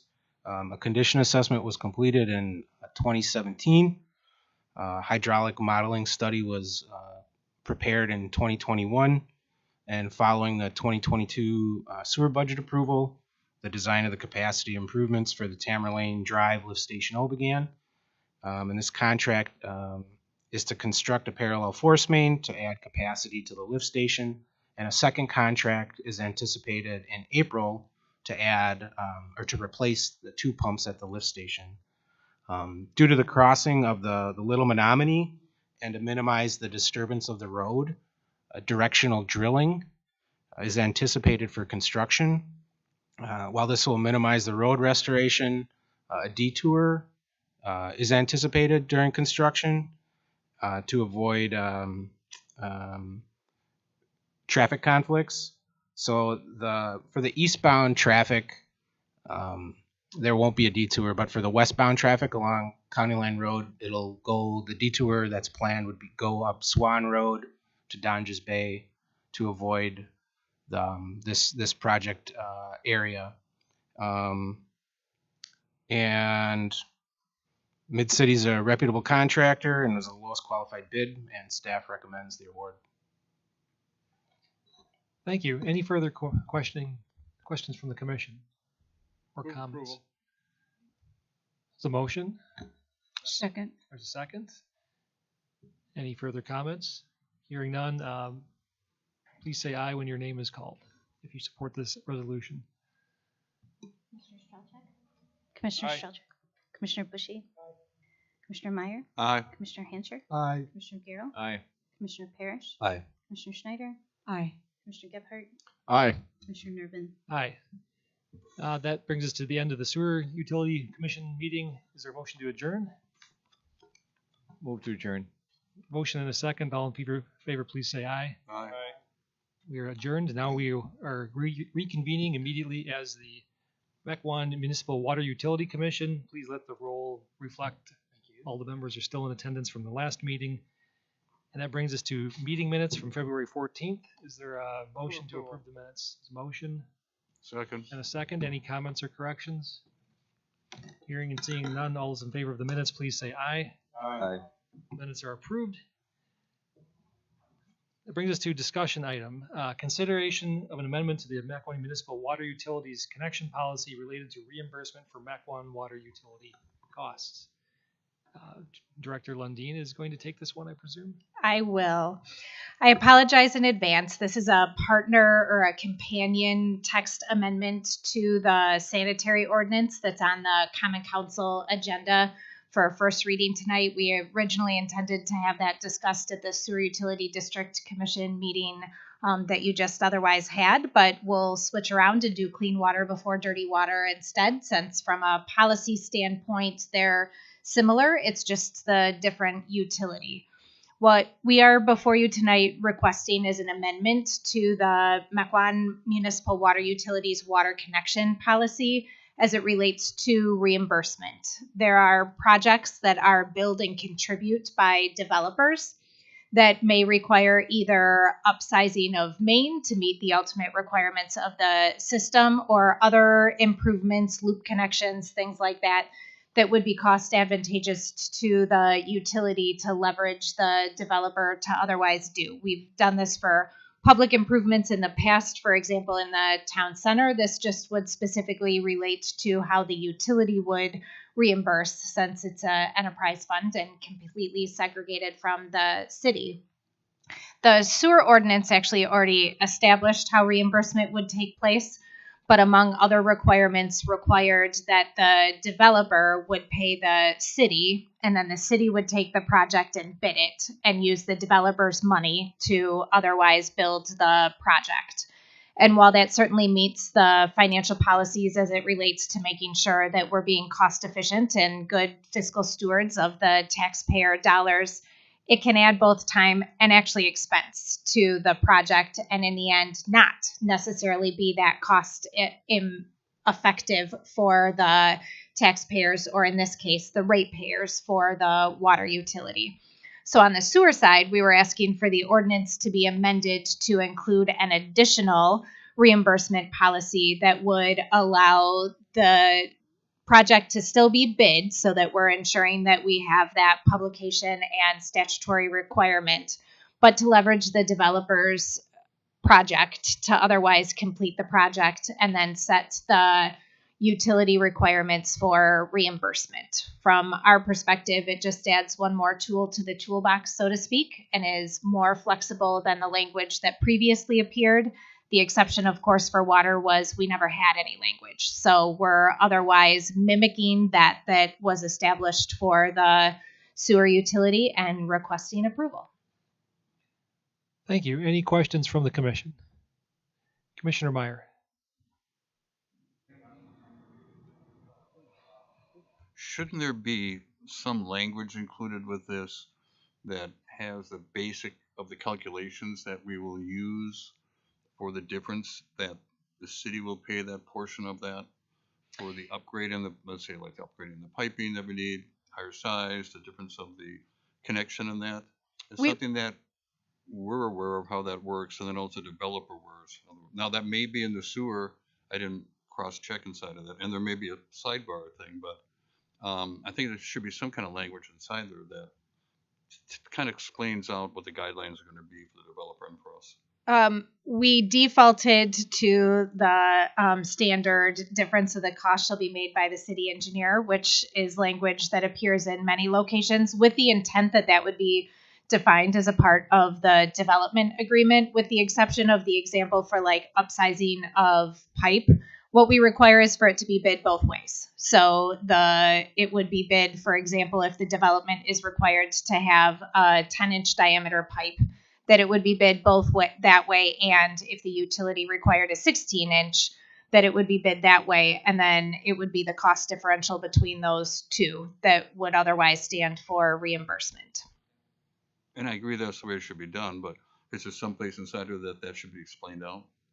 I think we were concerned about having a one-size-fits-all and then having the first one that requested, which will be, because Swan Ridge Development is coming forward, that would then request an exception to the rule. So we were otherwise leaving it to be a part of the development agreement in terms of how it would otherwise be defined.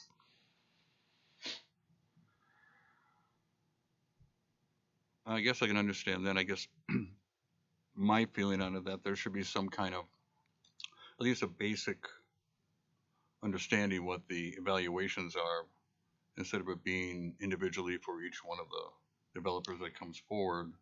So we can, if we wanted to take a look at that development agreement inside there, that we can have a clarity and know this is what we based it on beforehand. As mentioned, I do think the pipe upsizing is easy enough to address, and we could otherwise modify the language to be the example that I otherwise just shared about bidding it both ways and then using the cost differential. It'll just be complicated by things like that Swan Ridge development that has a meter pit that is likely the only development that we will ever do that will leverage a developer for a meter pit. So I'm not sure we want to establish a policy for an item that we only anticipate having one of. So we can address the upsizing of the pipe, which will likely be the most common thing that we would otherwise see. And I mean, we can always amend the policy in the future if we find that there's a recurring theme to other reimbursement aspects. I was just, thinking also the fact of that, when we come in and we do some of those projects, or somebody does the projects, there's unforeseen circumstances that come up. And there may be some unforeseen circumstances that come up because of the fact we're using a larger pipe for some reason. I'm wondering if that reflects into this at all, to having some kind of guidelines inside there for it. But if you feel comfortable with the fact that the city and the developer are fine with both of that without having any guidelines inside there really for it. I guess I am then too, but still have kind of issues with that. So to clarify, we're essentially asking the project to be bid with the minimum requirement for the development and then the utilities requirement for other considerations like downstream flow, etc., looping back, pressure drop. So you'll get it bid both ways. So you'll get a hard number at the time that it's bid. Yeah. Yes. So in the that's what case the of policy's upsizing saying. the pipe, as an example, if the development was required to have a 10-inch and the utility requires a 16-inch for the ultimate service, the only thing that would be designed would be the 16-inch. We'd have it otherwise done, but it would be bid both ways with both the 10-inch and the 16-inch, so we could get the price differential to ultimately determine what the utilities cost contribution would otherwise be. Luckily, because we're talking about water main, I don't have to talk about depth or anything like that. That comes into play with sewer, where we may otherwise require that the main be installed deeper than what is required just for the development alone, but that doesn't apply to water. As long as they're getting two of them, then I don't have any issues, so we can have a clear-cut difference in it. Any other questions or comments from the commission? If you're otherwise going to consider approval, could I ask permission for it to be approved with the city attorney approving language that otherwise memorializes that in the connection policy? That's an amendment. Well, I'm not allowed to make a motion, but would- someone could make a motion that Brian's got it. The suggested motion, since we don't have one yet, I don't think, would be to approve with the addition or modification to reflect the changes that were discussed by Commissioner Mayor, subject to review and approval by the city attorney. I'd make that motion I think I'll second that one. with those really good words. Well done, city attorney. Thank you. So there's a motion and a second on the table. Any further discussion? Good feedback. Thank you.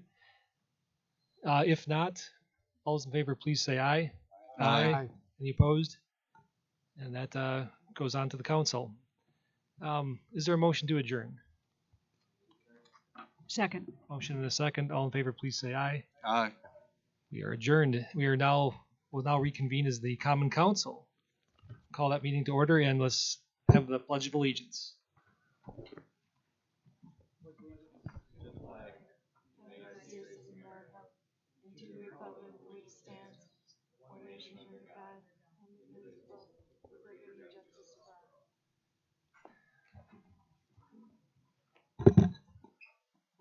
Please call the roll.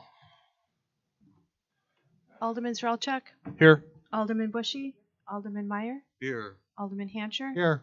Alderman Garrell, Alderman Parrish, Here. Alderman Schneider, Here. Alderman Gebhardt, Here. Mayor Nervin. Here.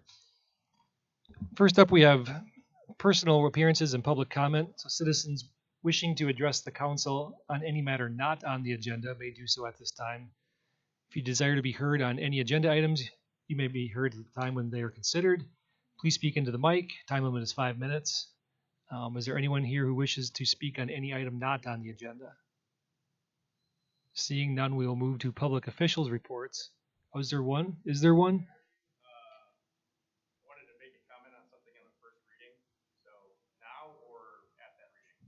At that time. This is for anything not on the agenda. First up, we have public officials reports. I've only got one small item. Engineers and science-minded people everywhere like to celebrate Pi Day. Today is Pi Day because it is 3/14. So it was celebrated today at my office with pie that was for sale. I don't know if anyone here did anything similar. I know we have a city engineer in the crowd who probably celebrated Pi Day in her own quiet way. So happy Pi Day to all the engineers and science-minded folks out there. Mr. Administrator. Thank you, Mayor. Members of the council, just two quick announcements. Early absentee voting for the April 4th spring election will start next Tuesday, March 21st, and run through March 31st during normal business hours here at City Hall. On April 4th, the day of the spring election, polls will be open from 7 a.m. until 8 p.m. And then WISDOT will be hosting an open house meeting here at City Hall on Wednesday, March 29th, between the hours of 6 p.m. and 7:30 p.m. to gather input and feedback and share information on a 2.2-mile project to replace pavement on Wauwatosa Road. WISDOT's currently in the final design phase for this project, which is scheduled to be constructed in 2026. This will involve a portion of Wauwatosa Road between south of County Line Road, just south of Mequon's border, and traversing all the way north to Mequon Road. The project will also include replacement of the traffic signals at Donjas Bay Road and also include the installation of sidewalk sections to complete sidewalk on the western portion of Wauwatosa Road between Donjas Bay and Mequon Road. Again, that public information meeting will be Wednesday, March 29th from 6 to 7:30 here at City Hall. Thank you. Thank you. Next up, we have the consent agenda. We have 14 sets of boards and commission meeting minutes and one compliance report and two resolutions on the consent agenda. We'll get the ordinance first readings in a second. Move approval on the consent agenda. Motion in a second. Would anyone like to remove an item? If not, there's a motion. Alderman Boucher. Item. You can remove an item and talk about it separately. So on an ordinance, I would like to for Newcastle Place, known as Life Space, located at 12500 to 12700 North Port Washington Road, approving a new concept plan, extending the development timeline, modifying the open space requirements, and updating certain approval requirements. This was recommended by the Planning Commission on February 27th and is a first reading. And our next item here, 2023-1645, an ordinance amending Chapter 58 of the Mequon Municipal Code to rezone St. John's Evangelical Church located at 1600 to 1717 West Mequon Road from R4 single family 3/4 acre to B1 neighborhood business district and IPS institutional and public service with a planned unit development overlay, and amend the city's land use map from residential 1.5 acre to neighborhood business. And this was recommended by the Planning Commission on January 23rd and is a first reading. And we do have someone registered to speak, so we'll take that comment now. Please come to the mic and introduce yourself and share your comments. Evening, Council. Name's Joe Wolfley. I am a State Farm agent here in Mequon. Have been for about 12.5 years, and the purchasing party of this potential property. I know it is a first reading, but I do have a family vacation with my wife, kids, and 3 of her sisters and their wives and or husbands and kids, and she would not let me change that, so I will not be at the following meeting. And just wanted to make sure I had an opportunity to introduce myself, kind of give you guys a little bit of a heads up of just what it is I'm trying to do. I've been in the Mequon square buildings across from Metro Market for about 12 years. I've been looking to purchase a property in Mequon to move my business to for the better part of 4 or 5 years. As my commercial real estate agent, who has been very patient with me, can attest to. And we are looking at this property here on Mequon Road to essentially leave relatively as is, in the sense of we're not taking down a building, we're not making major footprint adjustments to the building. We are literally the home itself that stands there will essentially be gutted to be able to meet the commercial requirements of an office space. So new roof, new exterior, new porch, a paved driveway, handicap ramp, all of the things that are going to be required to make that a usable office space for my State Farm office on the first floor. The second floor will not be used. And again, it's clean up the property, make the, get an arborist in there, clean up the trees, really just make it a nice looking piece of property that I can keep my office in. I'm about to be 42. State Farm agents don't retire. We die, and then they move us out. So I plan on being there for a very long period of time. And like I said, since I will not be here, but will have representation here at the next meeting, wanted to make sure I got to get in front of you guys. So thank you. I don't know if you have any questions, but happy to take them if that works on this or not. But it's a little irregular with the first reading. Is that permissible, Mr. City Attorney? There's nothing that prohibits it, so okay. I think So you it's could. okay. We're on good standing here. Okay, good. Alderman Boucher. So I thank you for coming. Enjoy your vacation. I didn't have a question per se, but I wanted to comment, and again, based on your statements, hopefully this isn't a problem. But with the parcel being zone B1, there's an exclusion in there for restaurants and any potential future use. And I was hoping that there could be a consideration by the staff to also include banking in there because of the high use or high traffic that would be involved in that process, to include that as an exclusion. Well, is it specifically drive-through banking or banking? Because I am also bank certified, and we do banking through U.S. Bank. Banking that would have tellers and people driving in and out. I mean, I guess my concern is I am technically a outlet of U.S. Bank, and so if you're talking drive-through banking, like that's not necessarily of a concern of mine.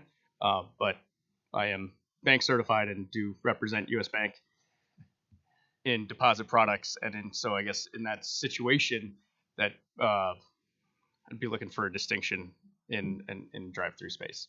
And I get it. I'm not gonna have tellers or anything. It's just that it's a piece of what we do. I think that's good feedback. Why don't we commit to? I know the spirit of that comment is not to limit your activities, but I guess we don't end up with another right bank in that location. I think it's good to get that feedback early. I think Kim and Jack will noodle on that one and figure out how to say that the right way so we don't prohibit you from operating your business. I would appreciate but that. still achieve the right the nature of the comment. Any other comments while we're discussing a first reading item? Better to get it out now than when you're not here next month and able to respond. Correct. Not seeing any more, so thank you, Alderman Boucher, for that. We'll work on it, and thank you. I guess whatever we come up with, staff will be in communication with you to make sure we're all good. Wonderful. Appreciate it. All right. Thank you. Moving on, we have Ordinance 2023-1646, Ordinance amending Chapter 58, Section 58-640 of the Mequon Municipal Code, redefining the reimbursement options for sanitary sewer costs. This was recommended by the Planning Commission February 27th. Further recommendation forthcoming from the Sewer Utility District Commission on next month. This is incorrectly noted as this month. and is a first reading. Next item is Ordinance 2023-1639, an ordinance amending Chapter 50 and Section 46-133 of the Mequon Municipal Code related to nuisances within the city, including noise. This was tabled by Public Welfare on January 10th, recommended by Public Welfare on February 14th, and is a first reading. Those are all the first readings. We have no regular ordinances this evening, which brings us to resolutions. Resolution 4024, resolution clearing the personal property tax roll of delinquent accounts deemed uncollectible for tax roll year 2021. This was recommended earlier this evening with some regret by the Finance and Personnel Committee. Is there a motion? Second. Motion and a second. Any questions or comments? Hearing none, all is in favor.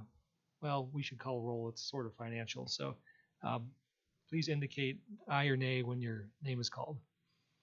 Alderman Bushy. Alderman Meyer. Aye. Alderman Hatcher. Aye. Alderman Garrow. Aye. Alderman Parrish. Aye. Alderman Schneider. Aye. Alderman Gebhardt. Aye. Alderman Strelchuk. Aye. And that resolution's approved. Resolution 4025, resolution approving a 3-year professional services agreement for commercial plan review and consultation services with E-Plan Exam of Brookfield, Wisconsin. This was recommended earlier this evening by the Finance and Personnel Committee. Move approval. Second. Motion and a second. Any questions about this item? Hearing none, all those in favor, please say aye. Aye. Aye. And that motion is approved. Resolution 4034, resolution approving amendments to the City of Mequon fee schedule for the fiscal year 2023 related to State of Wisconsin commercial plan review fees. This was also recommended earlier this evening by Finance and Personnel and is a companion resolution to the one we just talked about. Move approval. Second. Motion and a second. Any comments or questions? Hearing none. If you're in favor, please say aye. Aye. Aye. Any opposed? That resolution passes.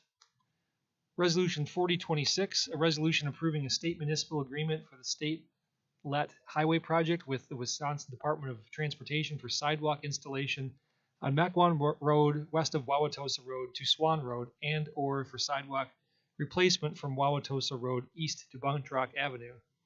Recommendation forthcoming from Public Works. Before we have a motion, Director Lundin is going to explain some technicalities, right? All right. Thank Take it away. you.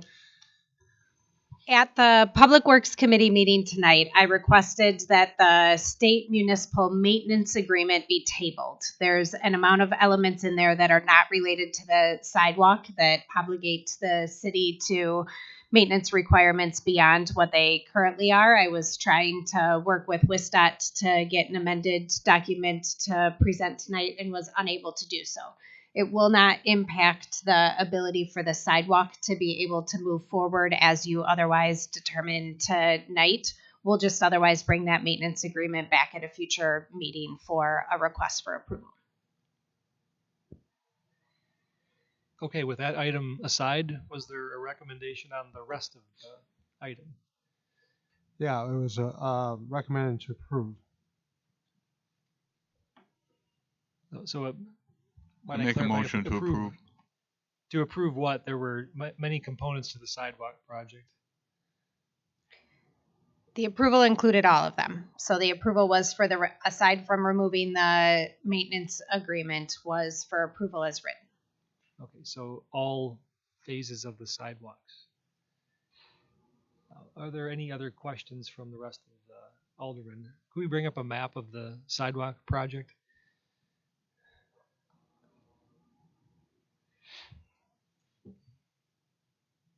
So I think there's two major components. There's the new sidewalk to the west of Wauwatosa Road, which we've spoken about before and had some input on the design for. I'm guessing there's universal support for that. What I'd like to talk about is the replacement of the rest of the sidewalks to the east of Wauwatosa Road on the north and south side. That item totals more than $500,000, which we would be on the hook for.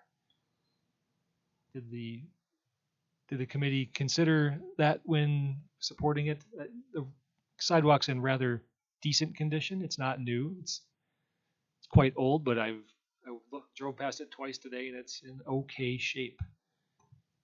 My question is, do we want to spend $500,000 on that now, or is it good enough to let it ride for a while?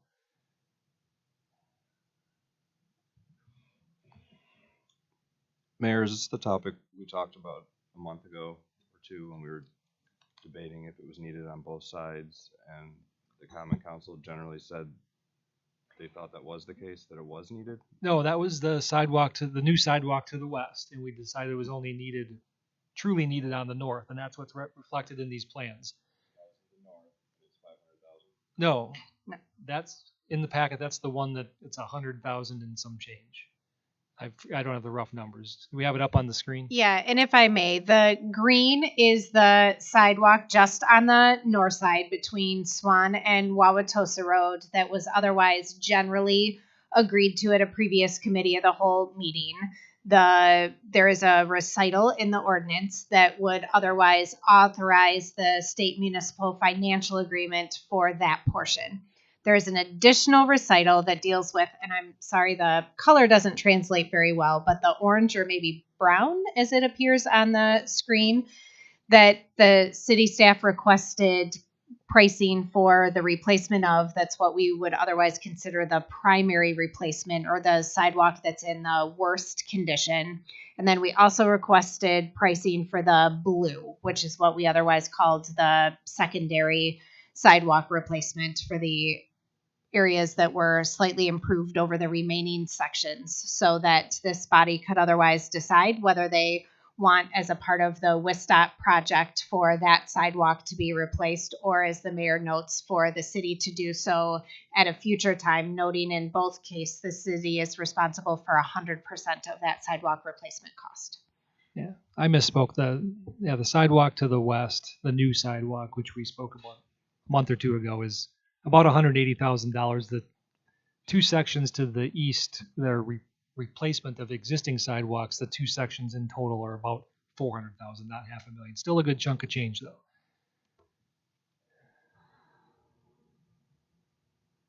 And if it's the desire of the council to do it, we can do it. I just wanted to point that out. I don't get to vote unless there's a tie.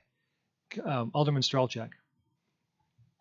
So why are we looking at a total replacement if there's even a question that a portion of it would be in reasonably decent condition? I think it depends on your definition of reasonably decent. So the sections are in need of both slab replacement, sidewalk shaving, and other amendments, which can be done to help the sidewalk prolong. Staff just wanted to ensure that we're pointing out that the city is ultimately obligated to 100% of that cost, no matter when the sidewalk is replaced. So we were trying to take advantage of some efficiencies with the project of having the equipment on site to otherwise replace the sidewalk. But if the decision is not to do so now, we'll continue to monitor it and address it through either sidewalk shaving or mud jacking until such time that it requires replacement. Then we'll have to go through the bidding process to otherwise do so and bring that back before this body for approval. So I get my vehicles maintained at Summers, and I've walked down to town center to and from, kind of both sides. The sidewalk's definitely passable. I mean, I didn't take a mental note when I was, tired walking for coffee, as if I was going to be voting on it. But, at no point did I notice anything that looked unsafe, because I've highlighted other things in the city that have looked unsafe to, both the development and the engineering staff in the past. So my vote would be to maintain the sidewalk. If there's anything that's heaved and unsafe, or it's a tripping hazard, or would be hazardous to kids passing to and from, that we address that, right away. But a full replacement, I feel is reasonable to wait on.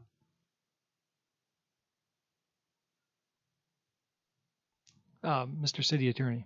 Just, I guess, for a point of order, we have a motion but no seconds, so discussion is probably a little bit premature until we have that.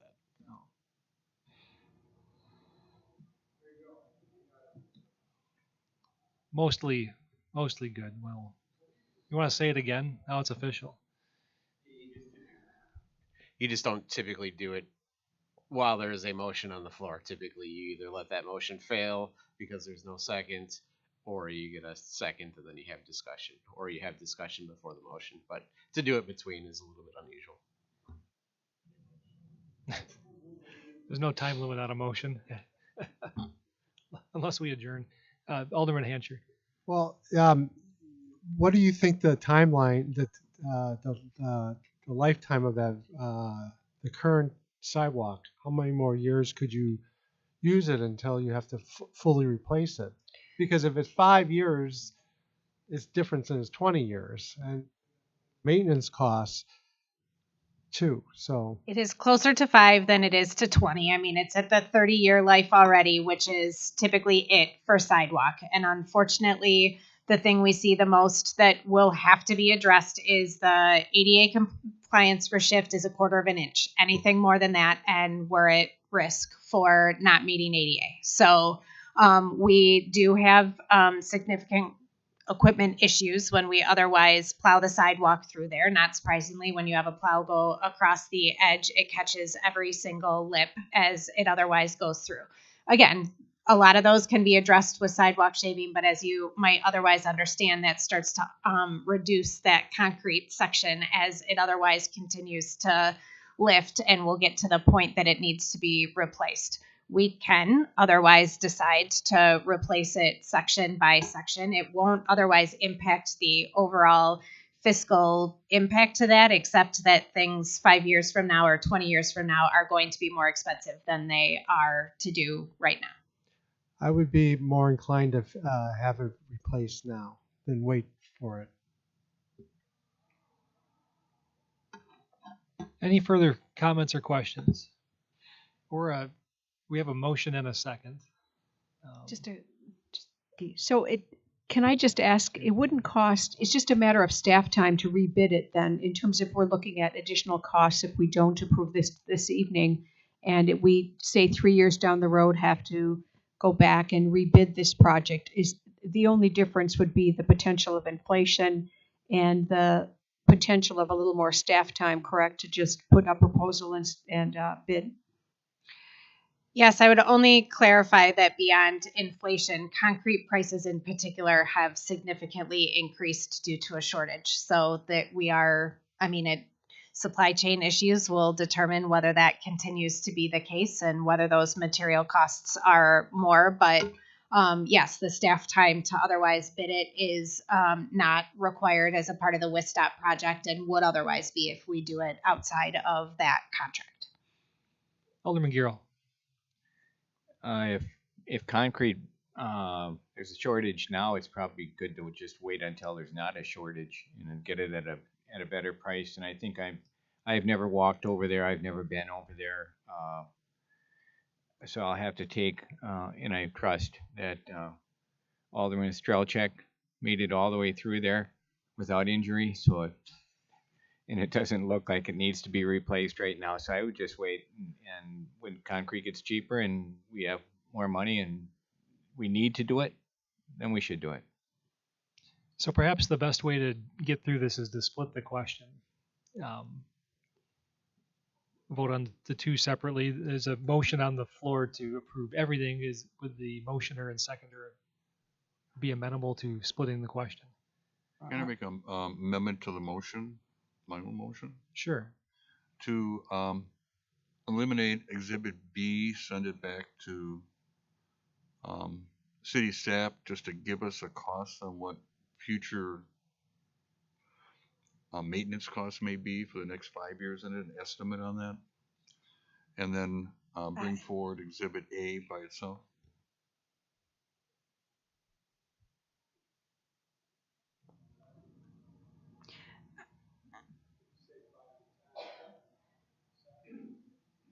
Five to 10's fine.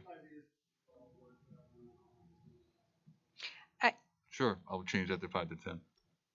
Director Lundin has a comment, I think. Well, unfortunately, when it comes to maintenance, we do reverse math because that doesn't come from the right-of-way asset management. That comes from contracted services. So we just authorize the contract and tell them to go until we've run out of money. And then we just mark that location, and then we have them start at that location the next year and go until we run out of money. So I'm not sure I can give you an accurate measurement of what the 5-year maintenance requirements are. Maybe the question is, looking back 5 years, what have our costs been in that corridor recently? We haven't gotten to the majority of this corridor. We started at the other end. Okay.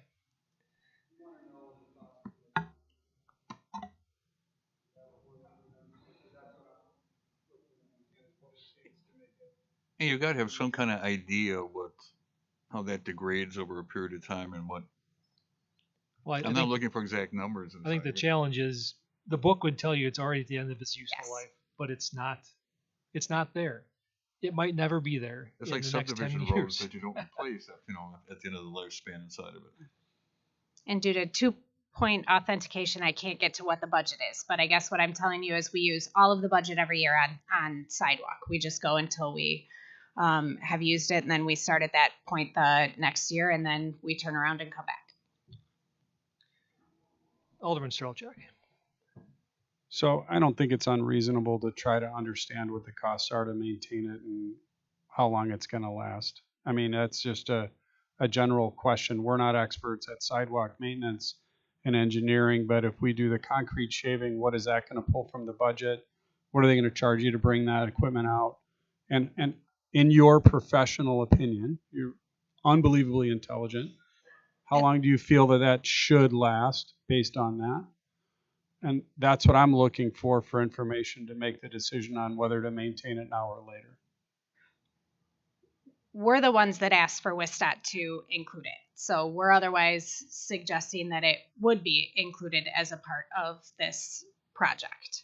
So if it's not, then we will otherwise utilize the funding that we otherwise have for sidewalk shaving that's already established annually by budget. This is getting over. How do we get a number? Either way.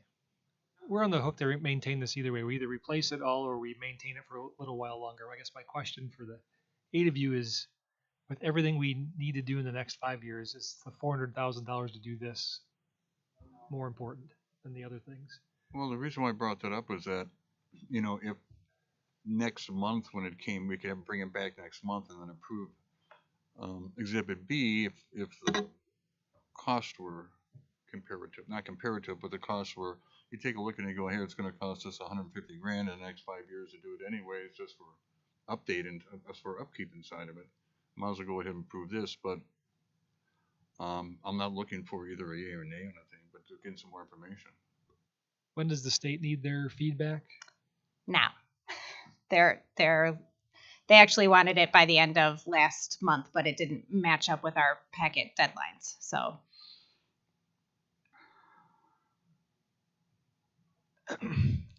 I suggest we split the question and make a decision one way or the other. My amendment to the motion. Me too.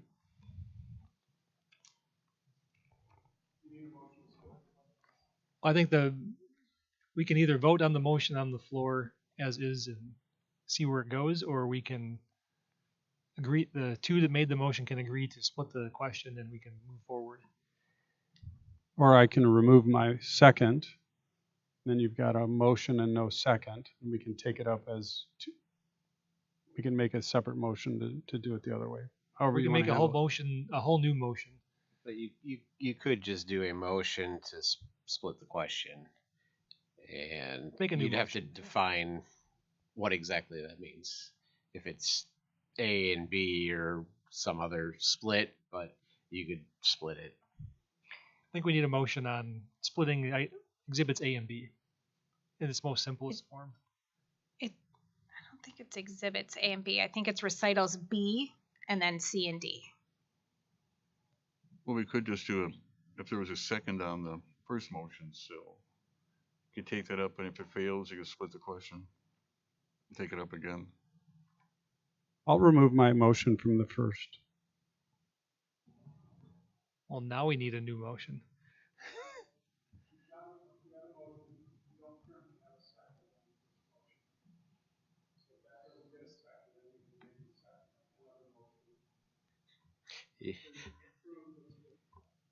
You're really overcomplicating what is a simple thing.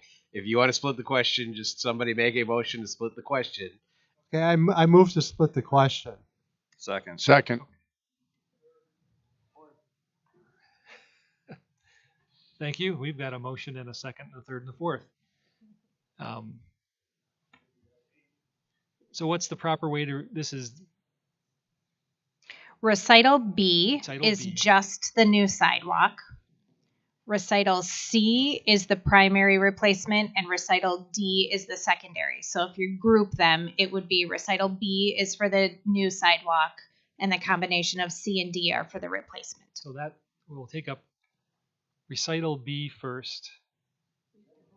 Let's just clarify. That's just to have the new sidewalks, not to Yeah, replace. sorry, I'm trying to pull it up, but yes. There was a motion and a second. Yeah, that Kristen, is new the- sidewalks and in which location, please? The clerk is asking me a technical question here. So do we need to vote on splitting the question? Okay, so Yes. we're going to vote on splitting the question, and then we'll vote on the two questions. Okay, let's do a roll call vote on splitting the question. Alderman Meyer, No. Alderman Hancher, Aye. Alderman Garrow, Alderman Parrish, Aye. Alderman Schneider, Aye. Alderman Gebhardt, Aye. Alderman Strelchuk, Alderman Bushy. 7-1. Okay, so this question is split. First part of that question is whether to vote for recital B, which is the new sidewalk. So let's do another roll call vote on that. Well, wait a minute, we need a motion. Correct. Recital B is the new sidewalk. Do we still need a motion? No, you have the motion already. Okay. We're just splitting it or B and the others.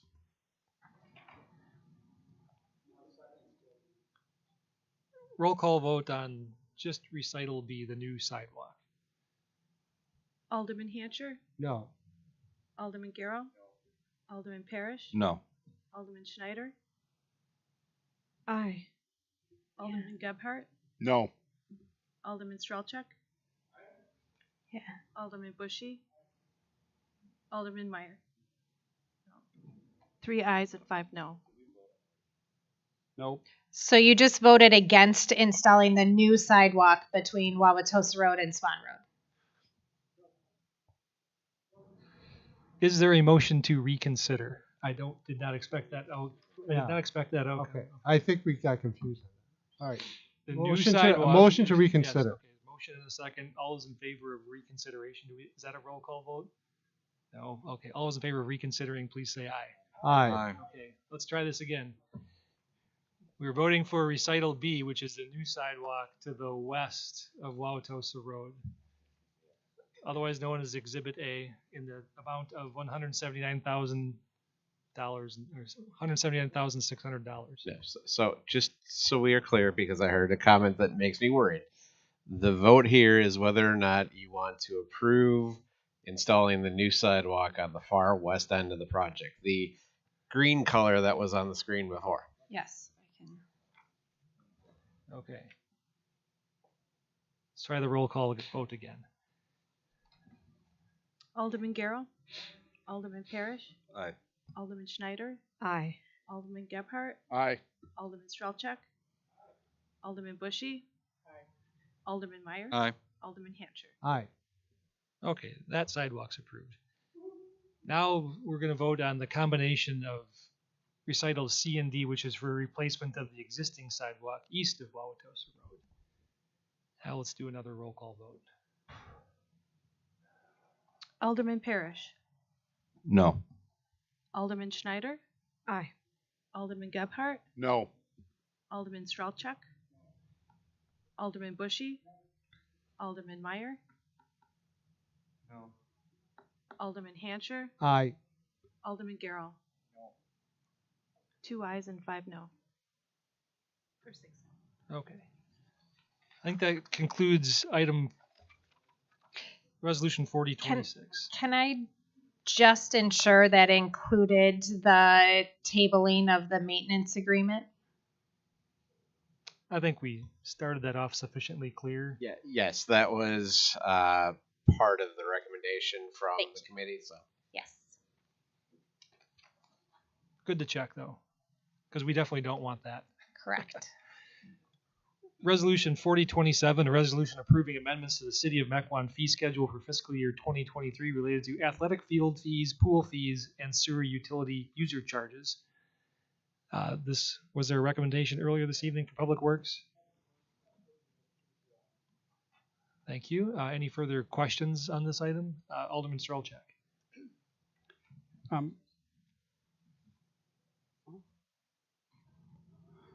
I had somebody reach out to me today with concern for the schedule for the pricing for the athletic fields and what that would do to some of the local sports. It was a little confusing to me when I talked to Mike Geese earlier today, in that the overall cost with the increase in usage should come down for some of these different groups, but one of the groups that was most concerned was I had a representative from Timba reach out to me, and based on just the fee schedule alone with their current rental rate, that would take up their cost to operate Timba significantly. Mike Geese did share that if they reserved times when they weren't using it, if there was an hour and a half slot where they weren't using the fields, they could now rent the fields out to somebody else, and in the long run, those costs should come down. But I do want to take into consideration, at some level, we want the rentals from the fields to be there to help support the maintenance of the parks, help support the upkeep and the additional work that's needed to be done on the athletic fields. But we also want to continue to support family and youth athletics within our community and not overburden those local groups within our community to come up with hefty fees and raise costs for people to basically use the parks that they paid taxes to build and maintain otherwise. So just a point of discussion, and looking for just a little clarity as to, in specific, Timba and some of the other groups, what may happen to their costs moving forward. Anytime's a perfect time to jump in. Correct, Lundeen. The methodology for the fee amendment is taking the contract cost for SMB landscaping, which is a pass-through, and dividing it by the number of uses at the field. So it's fiscally neutral for the city. The city does not need this field maintenance contract. If the user groups don't want it, we won't do it, and we'll otherwise return to just the City of Mequon fees. The user groups asked us to otherwise include these, and the first year it was done through an MOU, but that was an inequitable distribution because that only went to the groups that otherwise entered into the MOU, and the other users got all the advantages of the field maintenance contracts and none of the cost. So at the request of the user groups, we otherwise modified last year this methodology of taking that contract fee and dividing it by the number of uses at the field. What we do for the user groups then is when they come through with their rental agreement and identify their number of uses, that's what their initial fee is, because that's what's used to pay SMB's contract throughout the season. At the end of the season, then, we reconcile those fees based on the actual number of uses. So there will be groups that may come out and in the end owe less because there are other users that used it. But we're just trying to ensure that the cost of the contract itself is otherwise covered, because again, that was at the request of the user groups, and this was presented to all of the user groups in the meetings. So I'm not sure who spoke to you, but Timba was at the meetings with Mike to otherwise review what the proposed methodology was. Yeah, it's an interesting comment because they weren't happy with the way we were maintaining the field, so we got what was the someone variance? else to do the maintenance, and then we're just passing the cost along by breaking it up on a per rental basis. So the people that asked for it now don't want to pay for it. I think it's an anomalous comment. Can I interrupt for just a minute? Well, sure. This is 4027. I think that what we were talking to was 40/30. I think we're confusing two different resolutions here. Nope. Am I this right is, with that? Nope. This is they're related. This is the fee schedule that eventually supports that contract. So they're related. But this is just a recoupment of the cost of administering that contract for the field maintenance. Yep. So I guess my question is, what weren't we doing to their level? Were we mowing every other week and they wanted us to mow This every is week? everything. They used to contract directly on their own with SMB outside of the city. You're using a company name and not a service. I'm trying to understand the service. Field maintenance, Describe what happens in field maintenance that SMB the is raking, contracted the to do. lining, the mound creation and maintenance, and all the distribution of material, all of the maintenance of the field itself. The mowing we do, but that's what was otherwise included in this. Prior to 2021, they all contracted directly with this. They all hired their own field maintenance crews to come in, and then they would block off the public parks and prohibit anyone else from using the fields. So as we otherwise went through how we were going to administer their use of the field and their request for enhanced field maintenance, we went through a 1-year pilot program where we otherwise contracted with the field maintenance staff and then had an MOU to charge that through. But as previously noted, that meant that other users outside of the MOU got all of the benefits of the field maintenance contract without any of the cost. And the user groups indicated that that was not equitable. Timba, among other groups, have actually seen a cost savings over the year because what they paid out of pocket was approximately $5,000 to $7,000 more than the fees that they otherwise paid to incorporate it through the city. And with the fee increase, would they be back up to where they were, or would they still be realizing some potential? Unfortunately, I can't speak to that. All I know is the number of uses on the field altogether. I don't know what Timba's are individually. Okay. And again, if the user groups don't want it, then you can deny the SMB contract and we'll go back to just the city of Mequon fees. But then it's absent the field maintenance that they otherwise requested of us. And then how often do they come out? Is it a weekly or a monthly thing? Daily. Daily? Most often in season daily. Well, and that I would be more inclined to say if it was a beginning of the season and a once during the season maintenance that we were paying for, just to fund that through the city, just to support youth sports in the community. But if they're out there daily for a specific group, I see the pass through being reasonable. So thank you for your explanation on Sure. that. And obviously I should clarify that varies. The lining of the fields is one thing, but like the mound reconstruction is obviously less often. So there is varying degrees, but he's most likely on site every day between all of the fields.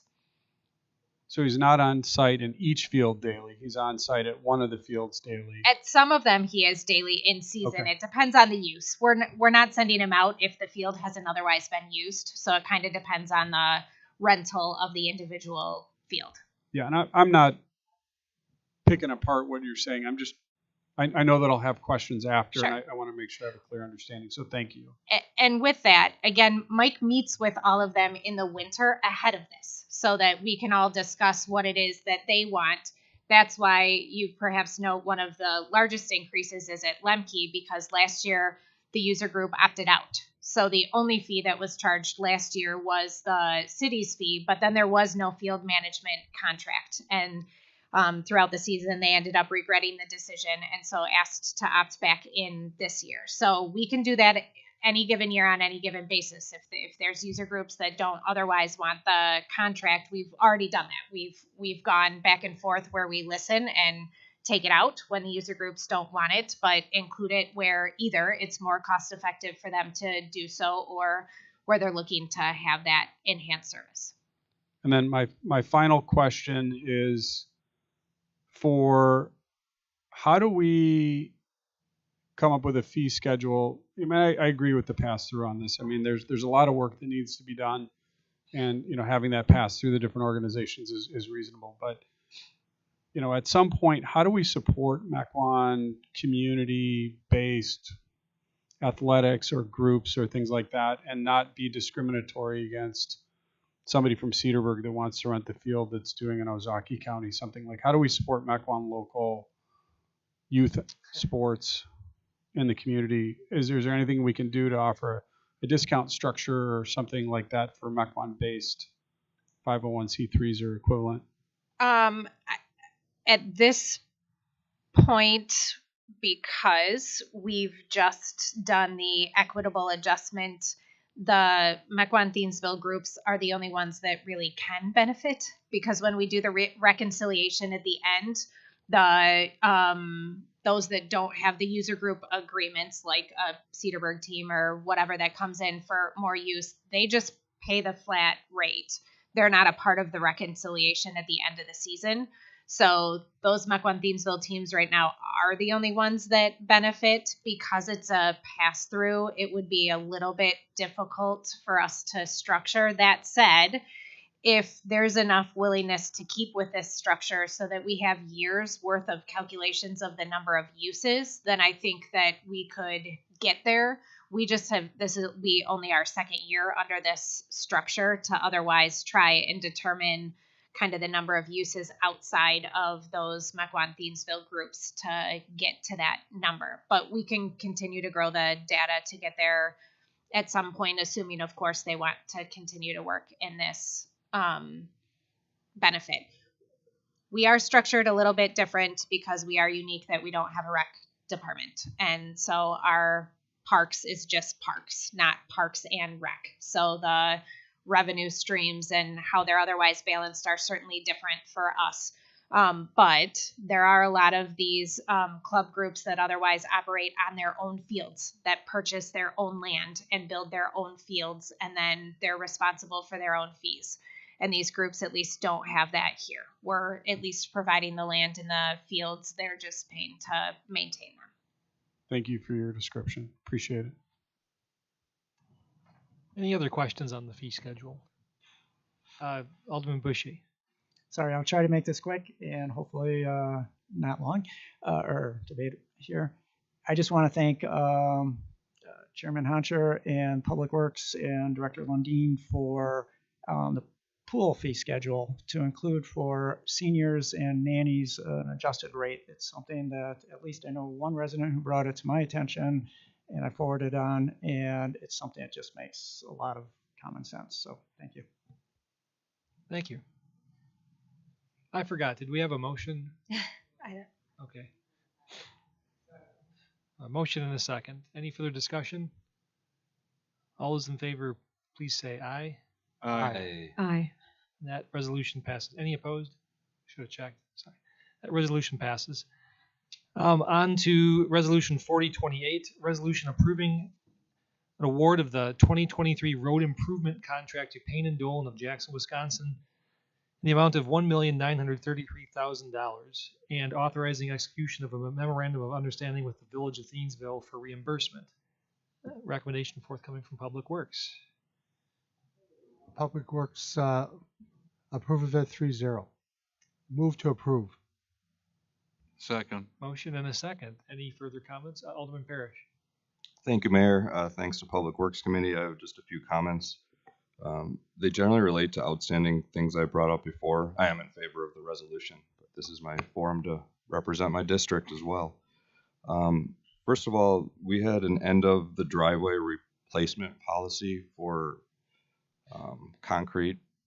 Basically, whenever we replace the roads, we do asphalt it, but if they have a concrete driveway, we're not reimbursing people up to essentially the concrete that we displace. So that was kind of a request, I think well over a year ago, for Public Works to consider, and I was reminded of it because it's part of the bid for.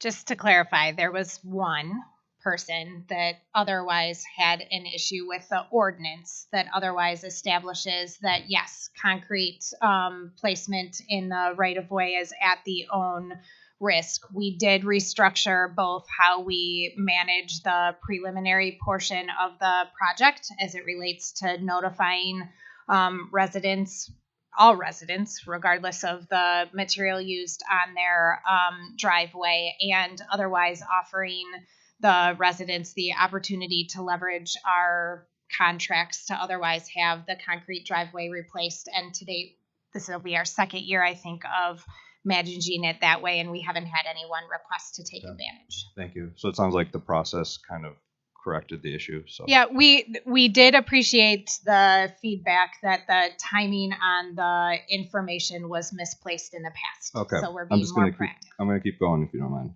mind. Part of this I'm saying because Alderman Boucher isn't going to be here much longer, but previously there's a sidewalk on the west side of Rangeline Road, which is now in Alderwoman Schneider's district, and it's in severe disrepair. It's across from the school district. I know you've been going on a multi-part process to see what the school district wants to do about this sidewalk. It is really a treacherous, ugly looking, like, it's shameful. It's kind of the city of Mequon sidewalk. This has kind of been going on a couple of years now, and the mechanism to pay for it is the road repair program. So I'd really like to kind of move it along this upcoming year if that's possible. I don't want to. Was incorporated into the master plan scope for the bikeway to analyze whether it's required. The school district in the end didn't provide anything to support it remaining in place, but before we suggested it be eliminated, we wanted the study to otherwise evaluate it before we made any further recommendations. Okay. That's a good process as well. And then my final comment would be about the town square, the road condition in town square.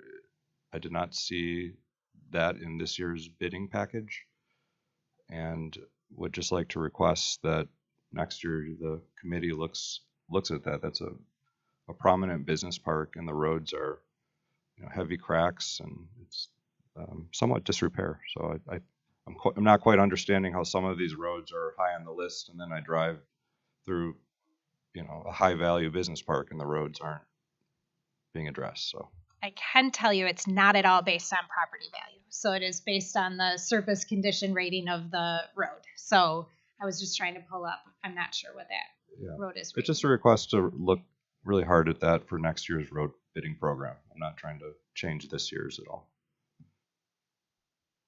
Thank you.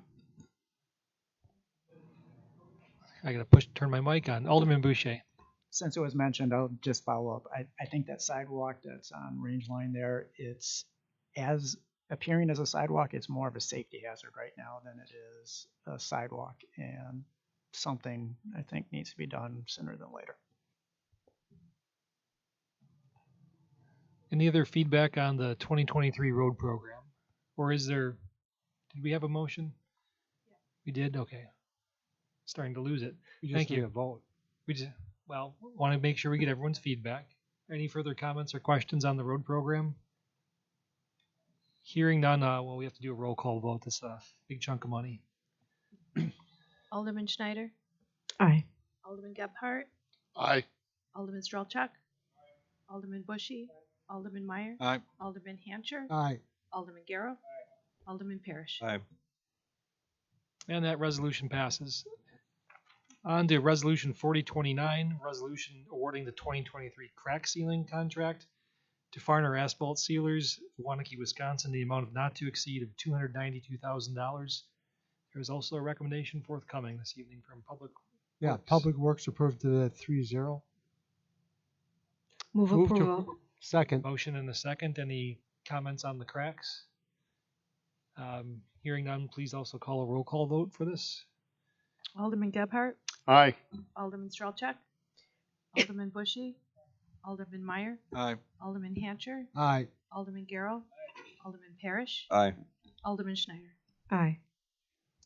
And that resolution passes. Resolution 4030, resolution approving a contract for baseball field management services during the 2023 to 2026 seasons with SMB Landscape Contractors of Thiensville, Wisconsin, with an estimated annual cost of $42,135. So recommendation forthcoming from Public Works earlier this evening. Public Works approved of it 3-0. Move to approve. Second. Motion and a second. I think we got a pretty good overview of how this works during the comments on Resolution 4027. Any further comments or questions? Hearing none, please call the roll. Alderman Strelchek, Alderman Bushy, Alderman Meyer, Aye. Alderman Hancher, Aye. Alderman Garrow, Alderman Parrish, Aye. Alderman Schneider, Aye. and Alderman Gebhardt. Aye. And that passes. On to Resolution 4031, resolution approving a contract award to construct a parallel force main for Tamerlane Drive, Lift Station O to Mid-City Corporation of Butler, Wisconsin, in the amount of $738,265. This was recommended earlier this evening by the Sewer Utility District Commission. Second. Motion and a second. Any comments or questions? We discussed it earlier, so maybe there aren't any. Hearing none, please call the roll. Alderman Bushy, Alderman Meyer, Aye. Alderman Hancher, Aye. Alderman Garrow, Alderman Parrish, Aye. Alderman Schneider, Aye. Alderman Gebhardt, Aye. Alderman Strelchek. And on to 40, that passes. On to 4032, resolution approving an award to contract to test and seal 218 sanitary sewer laterals in the Ranch Road Lift Station E area to Visu Sewer Incorporated of Pewaukee, Wisconsin, the amount of $687,632. This was also recommended earlier this evening by the Sewer Utility District Commission. I'd move to approve. Second. Motion and a second. Any further comments or questions? Hearing none, please call the roll. Alderman Meyer, Aye. Alderman Hancher, Aye. Alderman Garrow, Alderman Parrish, Aye. Alderman Schneider, Aye. Alderman Gebhardt, Aye. Alderman Strelchek, Alderman Bushy. And that item passes. Our last resolution, 4033, resolution approving the contract design for the replacement of Ranch Road Lift Station E to Applied Technologies of Brookfield, Wisconsin, in the amount of $514,205. This was also recommended earlier this evening by the Sewer Utility District Commission. Move approval. Second. Motion and a second. Any further comments or questions? Hearing none, please call the roll. Alderman Hancher, Aye. Alderman Garrow, Alderman Parrish, Aye. Alderman Schneider, Aye. Alderman Gebhardt, Aye. Alderman Strelchek, Alderman Bushy, Alderman Meyer. Aye. And that passes. We have no specified unfinished business. We have no specified new business. We have one potential closed session item. The Nofke roofing claim. The Common Council may convene into closed session pursuant to Wisconsin Statute 19.85 Prin 1 Prin G for the purposes of conferring with legal counsel for governmental body who is rendering oral or written advice concerning strategy to be adopted by the body with respect to litigation in which it is or likely to become involved, and then may reconvene in the open session to take such action as deemed appropriate. Is there a motion to go into closed session? Move to go in closed session. Second. Motion and a second. Please call the roll to see if we'll go into closed session. Alderman Garrow, Alderman Parrish, Aye. Alderman Schneider, Aye. Alderman Gebhardt, Aye. Alderman Strelchek, Alderman Bushy, Alderman Meyer, Alderman Hancher, Aye. Mayor Nurbit. Aye. We are now going into closed session. I'm not anticipating we will return. So good night, everyone. We'll move to adjourn in closed session.